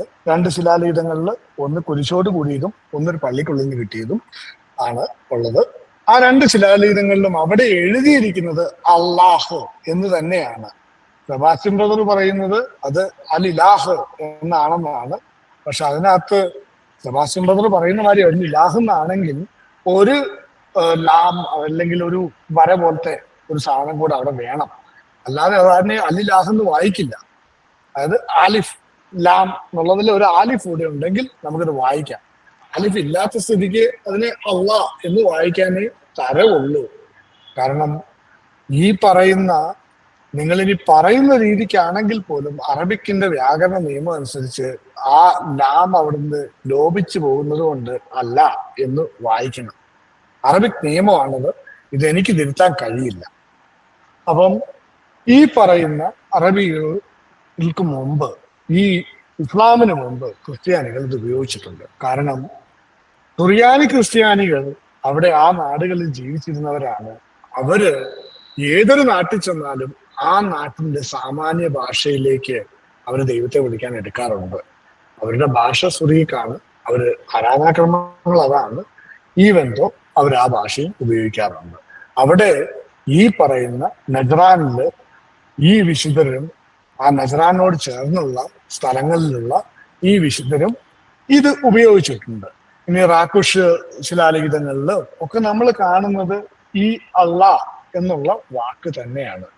ജബാദില് കണ്ടത് അള്ളാഹ് എന്ന് തന്നെയാണ്. അപ്പം ഈ അള്ളാഹ് എന്ന വാക്ക് നമ്മൾ ഇതിനു മുമ്പ് ഉപയോഗിച്ചിട്ടുണ്ട്, നമ്മുടെ ബൈബിളുകളുണ്ട്. പക്ഷെ ഇത് ഇപ്പം പലരും ശ്രമിക്കുന്നത് തീവ്ര ഇസ്ലാം പക്ഷത്തോട് ചേർന്ന് നിന്നുകൊണ്ട് ഈ അള്ളാഹ് എന്ന വാക്കും അറബി ഭാഷയും ഇസ്ലാമിന് ചാർത്തി കൊടുക്കാനും അവർക്കൊരു ദൈവം ഉണ്ടെന്ന് സ്ഥാപിക്കാനുമാണ് ശ്രമിക്കുന്നത്. എൻ്റെ വിശ്വാസം അനുസരിച്ചും എൻ്റെ അറിവനുസരിച്ചും ഇസ്ലാമിന് ഒരു ദൈവമില്ല. അവർക്ക് വെളിപ്പെട്ടതായ ഒരു സത്യദൈവവും ഇല്ല. ആ ദൈവമുണ്ടെന്നും അവരുടെ വിശ്വാസം എന്ന് പറയുന്ന ഒരു മൗലിക വിശ്വാസമാണെന്നും ആ മതം ഒരു മൗലിക മതമാണെന്നും തെളിയിക്കാനും തേർപ്പെട്ടുന്ന ഒരു തത്രപ്പാട് മാത്രമായിട്ടാണ് ഞാൻ ഇതിനെ കാണുന്നത്. Thank you. 3 മിനിറ്റേ ആയിട്ടുള്ളൂ, സമയമുണ്ട്. കൺക്ലൂഡ്. 2.5 മിനിറ്റ് ആയിട്ടുള്ളൂ, 2.25 മിനിറ്റ്. ഓക്കെ, ഒന്നും പറയാനില്ലെങ്കിൽ സെബാസ്റ്റ്യൻ ബ്രദർ. എന്റെ ബ്രദർ അൺമ്യൂട്ട് ചെയ്യാമോ? ഓക്കെ കഴിഞ്ഞോ? Okay fine. ഓക്കെ, കൺക്ലൂഡിങ് സ്റ്റേറ്റ്മെന്റിലേക്ക് വരികയാണ്. അല്ലാഹ് എന്ന് പറയുന്ന ദൈവം ഇസ്ലാമിന് മുമ്പേ ഉള്ളതാണ്. അതിനകത്ത് ആർക്കും ഒരു തർക്കവും ഇല്ല. പക്ഷേ അല്ലാഹ് എന്ന് പറയുന്ന ഇസ്ലാമിന് മുമ്പുള്ള ദൈവം ഖുറൈശികളിലെ പേഗൻ അറബ് മതങ്ങളിലെ ജിന്ന് ദേവനായ അല്ലാഹായിരുന്നു. അദ്ദേഹത്തിന് 3 പെമ്മക്കളുള്ളതായിട്ട് അവർ പ്രാർത്ഥിച്ചിരുന്നു. അപ്പോൾ ഇസ്ലാമിന് മുമ്പുള്ള ഈ അല്ലാഹിനെ നിങ്ങൾക്ക് വിളിക്കണമോ, സത്യദൈവമായ യാഹ്വേ എന്ന സത്യേക ദൈവത്തെ നിങ്ങൾക്ക് വിളിക്കണമോ? ഇതാണ് നമ്മുടെ മുന്നിലുള്ള ചോദ്യം. അപ്പോൾ ഇദ്ദേഹം ഇതുവരെ വാദിച്ചതും അല്ലാഹ് എന്ന് പറയുന്ന ഇസ്ലാമിന് മുമ്പുള്ള ദൈവത്തെ, അത് ക്രൈസ്തവരുടെ ദൈവമായിരുന്നു എന്ന് പറഞ്ഞാൽ, ഇസ്ലാമിന് മുമ്പുള്ള അറേബ്യ നാട്ടിൽ അല്ലാഹ് എന്ന് പറഞ്ഞ ഒറ്റ അർത്ഥമേ ഉള്ളൂ. അത് അവരുടെ പേഗൻ ദൈവങ്ങളിൽ ഒരാളായ ലാത്ത മനാത്ത ഉസയുടെ വാപ്പയായ അല്ലാത്തിൻ്റെ വാപ്പയായ അല്ലാഹ് എന്ന് പറയുന്ന ഒരൊറ്റ അർത്ഥം മാത്രമേ അന്നുണ്ടായിരുന്നുള്ളൂ. ഇദ്ദേഹം പറഞ്ഞ സബാദ് ഇൻസ്ക്രിപ്ഷനകത്തൊക്കെ അള്ളാഹ് എന്നാണ് എഴുതിയിരിക്കുന്നത്, അല്ലിലാഹ് എന്നല്ല എന്നുള്ളത് ശുദ്ധ അബദ്ധമാണ്. അതിൻ്റെ തെളിവ് ഞാൻ നിങ്ങൾക്ക് ഇവിടെ കാണിക്കാം. നിങ്ങളിതൊന്ന് കണ്ടു നോക്കുക. അൽ ഇലാഹ് എന്നുള്ളതിൻ്റെ ഗൂഗിളിൽ നിങ്ങളൊന്ന് റൈറ്റ് ചെയ്ത് നോക്കുക. അൽ ഇലാഹ് എങ്ങനെയാണ് എഴുതുന്നത് എന്ന് എവിടെയെങ്കിലും ഒന്ന് സെർച്ച് ചെയ്ത് നോക്ക്. അത് തന്നെയല്ല ഇവിടുത്തെ ഈ രണ്ടാമത്തെ ഇതിനകത്ത് നിങ്ങൾ കാണുന്നത്. ഇവിടെ ഈ രണ്ടാമത്തെ ഇത് നിങ്ങൾ കണ്ടോ? അവിടെ കാണുന്ന ഈ സെയിം സാധനം തന്നെയല്ലേ? അത് ആലിഫ് ലാം കഴിഞ്ഞിട്ട് ഒരു ആലിഫ് കൂടെ വരുന്നതുകൊണ്ടാണ് നമുക്കവിടെ കാണുന്നത്. ഈ സെയിം സാധനം തന്നെ അൽ ഇലാഹ് എന്ന് തന്നെയാണ് അവിടെ എഴുതിയിരിക്കുന്നത്. പിന്നെ പഴയ അറബിക്കായതുകൊണ്ട് അതിനകത്ത് ആ ശബ്ദമാണോ ഈ ശബ്ദമാണെന്നുള്ളൊരു ചെറിയൊരു കൺഫ്യൂഷൻ പാലിയോ അറബിക് ആയതുകൊണ്ടുണ്ട്. കാര്യം അന്ന് കുത്തും കോമയും ഇല്ല. അപ്പോൾ ഈ ആയിട്ടാണോ വായിക്കേണ്ടത്, ആ ആയിട്ടാണോ വായിക്കേണ്ടത്, കുത്തും കോമയും വരുമ്പോഴാണ് ഈ ആണോ ആ ആണോ എന്ന് മനസ്സിലാവുന്നത് സ്വരശബ്ദം വരുമ്പോൾ. അതുകൊണ്ടുള്ളൊരു കൺഫ്യൂഷൻ മാത്രമാണ്. എഴുത്ത് നിങ്ങൾ നോക്കിയോ, കൃത്യം സെയിം ഡിക്റ്റോ ക്ലോസ് ആണ്. ഇതിനകത്ത് ഈ രണ്ടാമത്തെ വാക്ക് കണ്ടോ, ഇത് നോക്ക്, ഇത് സെയിം ആണല്ലോ. അപ്പോൾ അൽ ഇലാഹ് എന്നല്ല എഴുതിയിരിക്കുന്നത്. അപ്പോൾ സബാദ് ഇൻസ്ക്രിപ്ഷൻ അൽ ഇലാഹ് എന്നാണ് എഴുതിയിരിക്കുന്നത്. അത് ക്രിസ്ത്യൻ ഇൻസ്ക്രിപ്ഷനാണ്, അതുകൊണ്ട് തന്നെ അൽ ഇലാഹ് എന്ന് എഴുതിയത്. അപ്പോൾ ഇദ്ദേഹം കൊണ്ടുവന്ന ആ തെളിവ് തന്നെ എൻ്റെ വാദത്തെ സാധൂകരിക്കുകയാണ്. ക്രൈസ്തവർ അന്നത്തെ കാലത്ത് അൽ ഇലാഹ് എന്നായിരുന്നു യൂസ് ചെയ്തിരുന്നത്. അള്ളാഹ് എന്നുള്ളത് പ്രാകൃത പേഗൻ അറബ് ദൈവമായതുകൊണ്ട്, ദൈവങ്ങളിൽ ഒരാളായതുകൊണ്ട് അത്തരമൊരു കോണ്ടെക്സ്റ്റിലേക്ക് അവർ കടന്നിരുന്നില്ല. ഒരു കാര്യം നിങ്ങൾ ചിന്തിച്ചാൽ മതി. ഇദ്ദേഹം തന്നെ പറഞ്ഞു, സൗദി അറേബ്യയിലും നജറാനിലും മക്കയിലും ഒക്കെ ക്രിസ്ത്യാനികളുണ്ടായിരുന്നു. അവരെല്ലാം ഒരൊറ്റ ദൈവത്തെയാണ് ആരാധിച്ചിരുന്നത്, ഏക ദൈവത്തെയാണ് ആരാധിച്ചിരുന്നത്. അപ്പോൾ അവർ പറയുന്നു, ഇപ്പം യഹൂദന്മാരാണെങ്കിൽ അവിടെ പറയുന്നു ദൈവത്തിന് മക്കളില്ല എന്നവർ കൃത്യമായിട്ട് പറയുന്നുണ്ട്. മുഹമ്മദ് അല്ലാഹുവിന് മക്കളില്ല എന്ന് പറഞ്ഞപ്പോൾ മുഹമ്മദിനെ ഖുറൈശികൾ ഓടിച്ചു. എന്നാൽ യഹൂദന്മാർ അവിടെ അന്നും ഉണ്ട്, അതിന് ശേഷമുണ്ട്. മുഹമ്മദ് അവർ ഓടിക്കുന്നത് വരെ യഹൂദന്മാർ അവിടെ ഉണ്ട്. യഹൂദന്മാരെ ഇദ്ദേഹം പറഞ്ഞതനുസരിച്ചിട്ടാണ് യഹൂദന്മാർ ദൈവത്തെ അല്ലാഹ് എന്നാണ് അവിടെ വിളിച്ചിരുന്നത് അറബി നാട്ടിൽ. അപ്പോൾ അല്ലാഹുവിന് മക്കളില്ല എന്ന് അവർ പഠിപ്പിക്കുന്നു, അവർക്ക് കുഴപ്പമില്ല. അല്ലാഹുവിന് ഒരു മകനുണ്ട്, ഏകജാതനായ യേശുക്രിസ്തു ഉണ്ടെന്ന് ക്രിസ്ത്യാനികൾ അന്ന് അവിടെ പഠിപ്പിച്ചു എന്ന് ഇദ്ദേഹത്തിൻ്റെ വാദം വരുന്നു. എന്നിട്ടും ഖുറൈശികൾക്ക് പ്രശ്നമില്ല. പക്ഷേ അല്ലാഹുവിന് മക്കളില്ല എന്ന് മുഹമ്മദ് വാദിച്ചപ്പോൾ മാത്രം മുഹമ്മദിനെ അടിച്ചു പുറത്താക്കി. അത് കാണുമ്പോൾ തന്നെ അറിയാമല്ലോ, ഈ ഖുറൈശികളുടെ ഇടയിൽ താമസിക്കുന്ന ക്രൈസ്തവർ അല്ലാഹ് എന്ന് ഉപയോഗിച്ചിരുന്നില്ല, അവർ അൽ ഇലാഹ് എന്നാണ് ഉപയോഗിച്ചിരുന്നത്. അവരുടെ അൽ ഇലാഹിൻ്റെ നാമം യാഹുവ എന്നായിരുന്നു. ഈ ഖുറൈശികൾക്ക് ഒത്തിരി അൽ ഇലാഹുകൾ ഉണ്ടായിരുന്നു. അൽ ആലിഹത്ത് എന്നാണ് പറയുന്നത്, ബഹുവചനത്തിൽ അവർ പറയുന്നത്. ഒത്തിരി അൽ ഇലാഹുകൾ ഉണ്ടായിരുന്നു. അതിലെ ഒരു അൽ ഇലാഹിൻ്റെ പേരാണ്, ലാത്തയുടെ വാപ്പയായ അൽ ഇലാഹിൻ്റെ പേരാണ് അല്ലാഹ് എന്നുള്ളത്. പിൽക്കാലത്ത് മുസ്ലിം ഡോമിനേഷന് ശേഷമാണ് ഈ പദം ദൈവം എന്നുള്ള അർത്ഥത്തിൽ ഉപയോഗിക്കണമെന്നുള്ള നിർബന്ധം വരികയും അൽ ഇലാഹ് എന്നുള്ള പദം ഉപയോഗിക്കാതായി തീരുകയും ചെയ്തത്. അപ്പോൾ അതുവരെ ഇസ്ലാമിക അധിനിവേശത്തിന് അധീനപ്പെടുന്നത് വരെ അൽ ഇലാഹ് എന്ന് ക്രൈസ്തവരും ഖുറൈശികൾ അല്ലാഹ് എന്ന് ഉപയോഗിച്ചിരുന്നു. പിന്നീട് മുഹമ്മദ് അല്ലാഹിനെ എടുത്തുകൊണ്ട് ഏകദൈവമാക്കി മാറ്റിയതാണ്. പേഗൻ ദൈവത്തെ അദ്ദേഹം ഏകദൈവമാക്കി എടുത്തു മാറ്റി. അപ്പോൾ സബാദ് ഇൻസ്ക്രിപ്ഷനകത്ത് വളരെ കൃത്യമായിട്ട് അൽ ഇലാഹ് എന്ന് തന്നെയാണ് എഴുതിയിരിക്കുന്നത്. അത് ക്രൈസ്തവ രൂപമാണ്. ആ യഥാർത്ഥ ക്രൈസ്തവ മൂല്യത്തിലേക്ക് ക്രൈസ്തവരും മടങ്ങിപ്പോണം, അറബ് ക്രൈസ്തവരും മടങ്ങിപ്പോണം.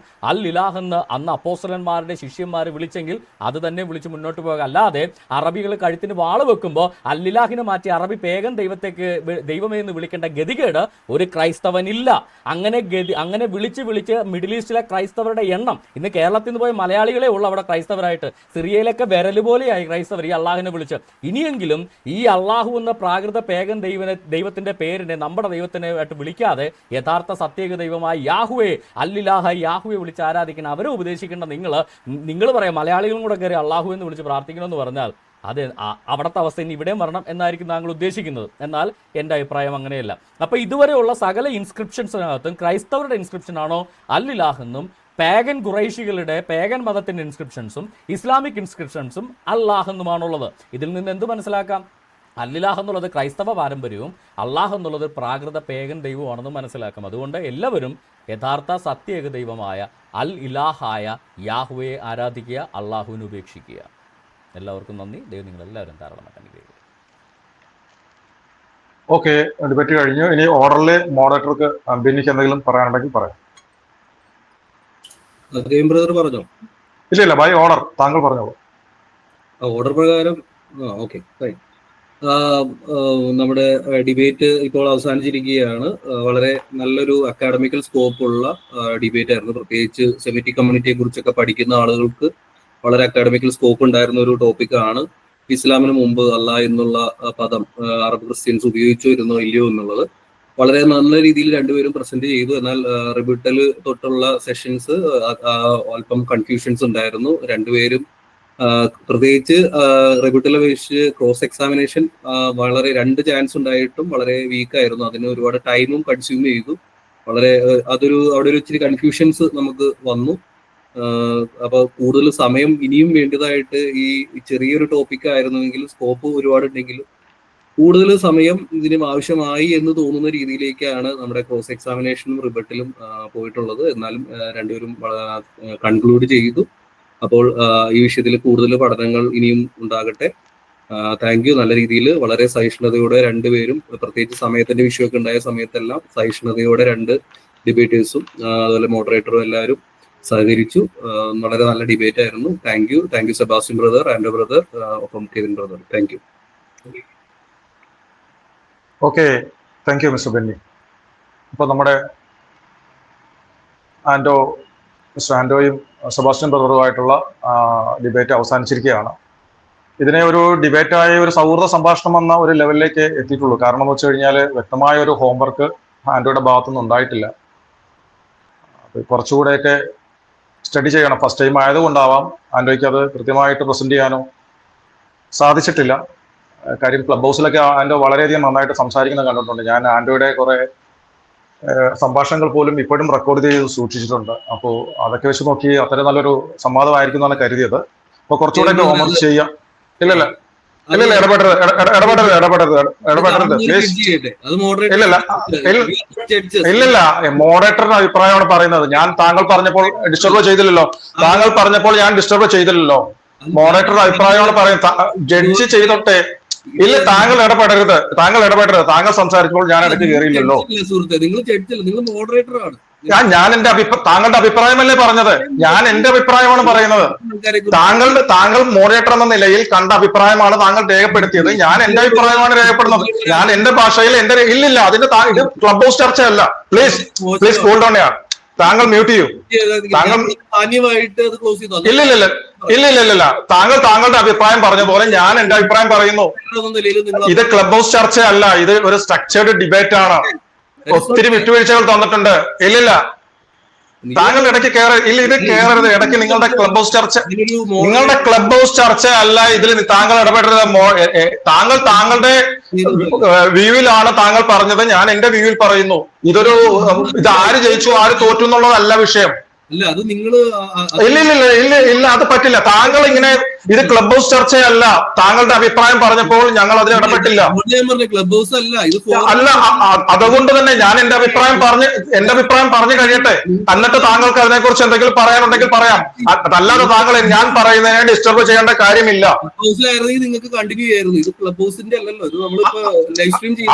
അത് തന്നെയാണ് ഞാൻ പറഞ്ഞു കഴിഞ്ഞിട്ട് താങ്കൾക്ക് വേണമെങ്കിൽ പറയാം. പക്ഷെ എന്നെ പറയാൻ സമ്മതിക്കാതെ താങ്കൾ ഇത് ചെയ്യുന്നത് എന്തിനു വേണ്ടിയിട്ടാണ്? ഇതിപ്പോ ഞങ്ങൾ ഇടപെടേണ്ട അവസ്ഥയാണല്ലോ. ഒരു കാര്യം ചെയ്യും, എം ബ്രദർ പറ, എന്നിട്ട് ബിന്നിക്ക് ഒരു മിനിറ്റ് അവസാനം അദ്ദേഹത്തിന് എന്തെങ്കിലും പറയാനുണ്ടെങ്കിൽ. എനിക്ക് വേണമെന്നുള്ളതല്ല. അത് നമ്മളൊരു ഫോർമൽ ക്ലോസ് ചെയ്തിട്ട് നിങ്ങൾ കണ്ടിന്യൂ ചെയ്തോളൂ. നിങ്ങളുടെ സ്ട്രീമിംഗ് ആണല്ലോ, നിങ്ങൾ കണ്ടിന്യൂ ചെയ്തോളൂ. അത് ഒരിക്കലും അങ്ങനെയില്ല. ഇത് കഴിഞ്ഞു. എന്റെ അഭിപ്രായം പറയുന്നത് കഴിഞ്ഞോടെ അവസാനിക്കുകയാണ്. മോഡറേറ്റർ അഭിപ്രായം എന്നുള്ള ഒരു ഫോർമൽ സെഷൻ ഇല്ല. മോഡറേറ്റർ സെഷൻ നമുക്കില്ല. താങ്കളുടെ അഭിപ്രായമല്ലേ പറഞ്ഞത്? പറഞ്ഞിട്ടില്ല. ഞാൻ അഭിപ്രായം പറഞ്ഞത് അതിന്റെ സ്ട്രക്ചറുമായി ബന്ധപ്പെട്ട കാര്യമാണ്. ഞാൻ ഒരാളെയും ഈഴ്ത്തുകയോ താഴ്ത്തുകയോ ഇല്ലില്ല. ഇത് ഇവിടെയും അങ്ങനെ ചെയ്തിട്ടില്ലല്ലോ. അല്ല, അങ്ങനെ ഉണ്ടെന്നുണ്ടെങ്കിൽ 2+2+7+3 14 മിനിറ്റുകൾ വ്യക്തമായ ഹോംവർക്ക് ഇല്ലാതെ നിങ്ങളുടെ ഡിബേറ്റർ ഈ സെക്ഷന് ടെക്നിക്കൽ എറർ അല്ലാതെ നഷ്ടപ്പെടുത്തി. ഞങ്ങൾ ആരും അതിനെ ഇത് ചെയ്തില്ലല്ലോ. ആൻഡോ ബ്രദറിനെ പഠിപ്പിച്ചു വിട്ട് നിങ്ങളാണോ? നിങ്ങൾ താങ്കൾ ക്ലബ് ഹൗസ് ലെവലിലേക്ക് പോവല്ലേ? ഞാൻ പറയാനുള്ള എന്റെ അഭിപ്രായം പറഞ്ഞു കഴിയട്ടെ. താങ്കൾക്ക് എന്താണ്?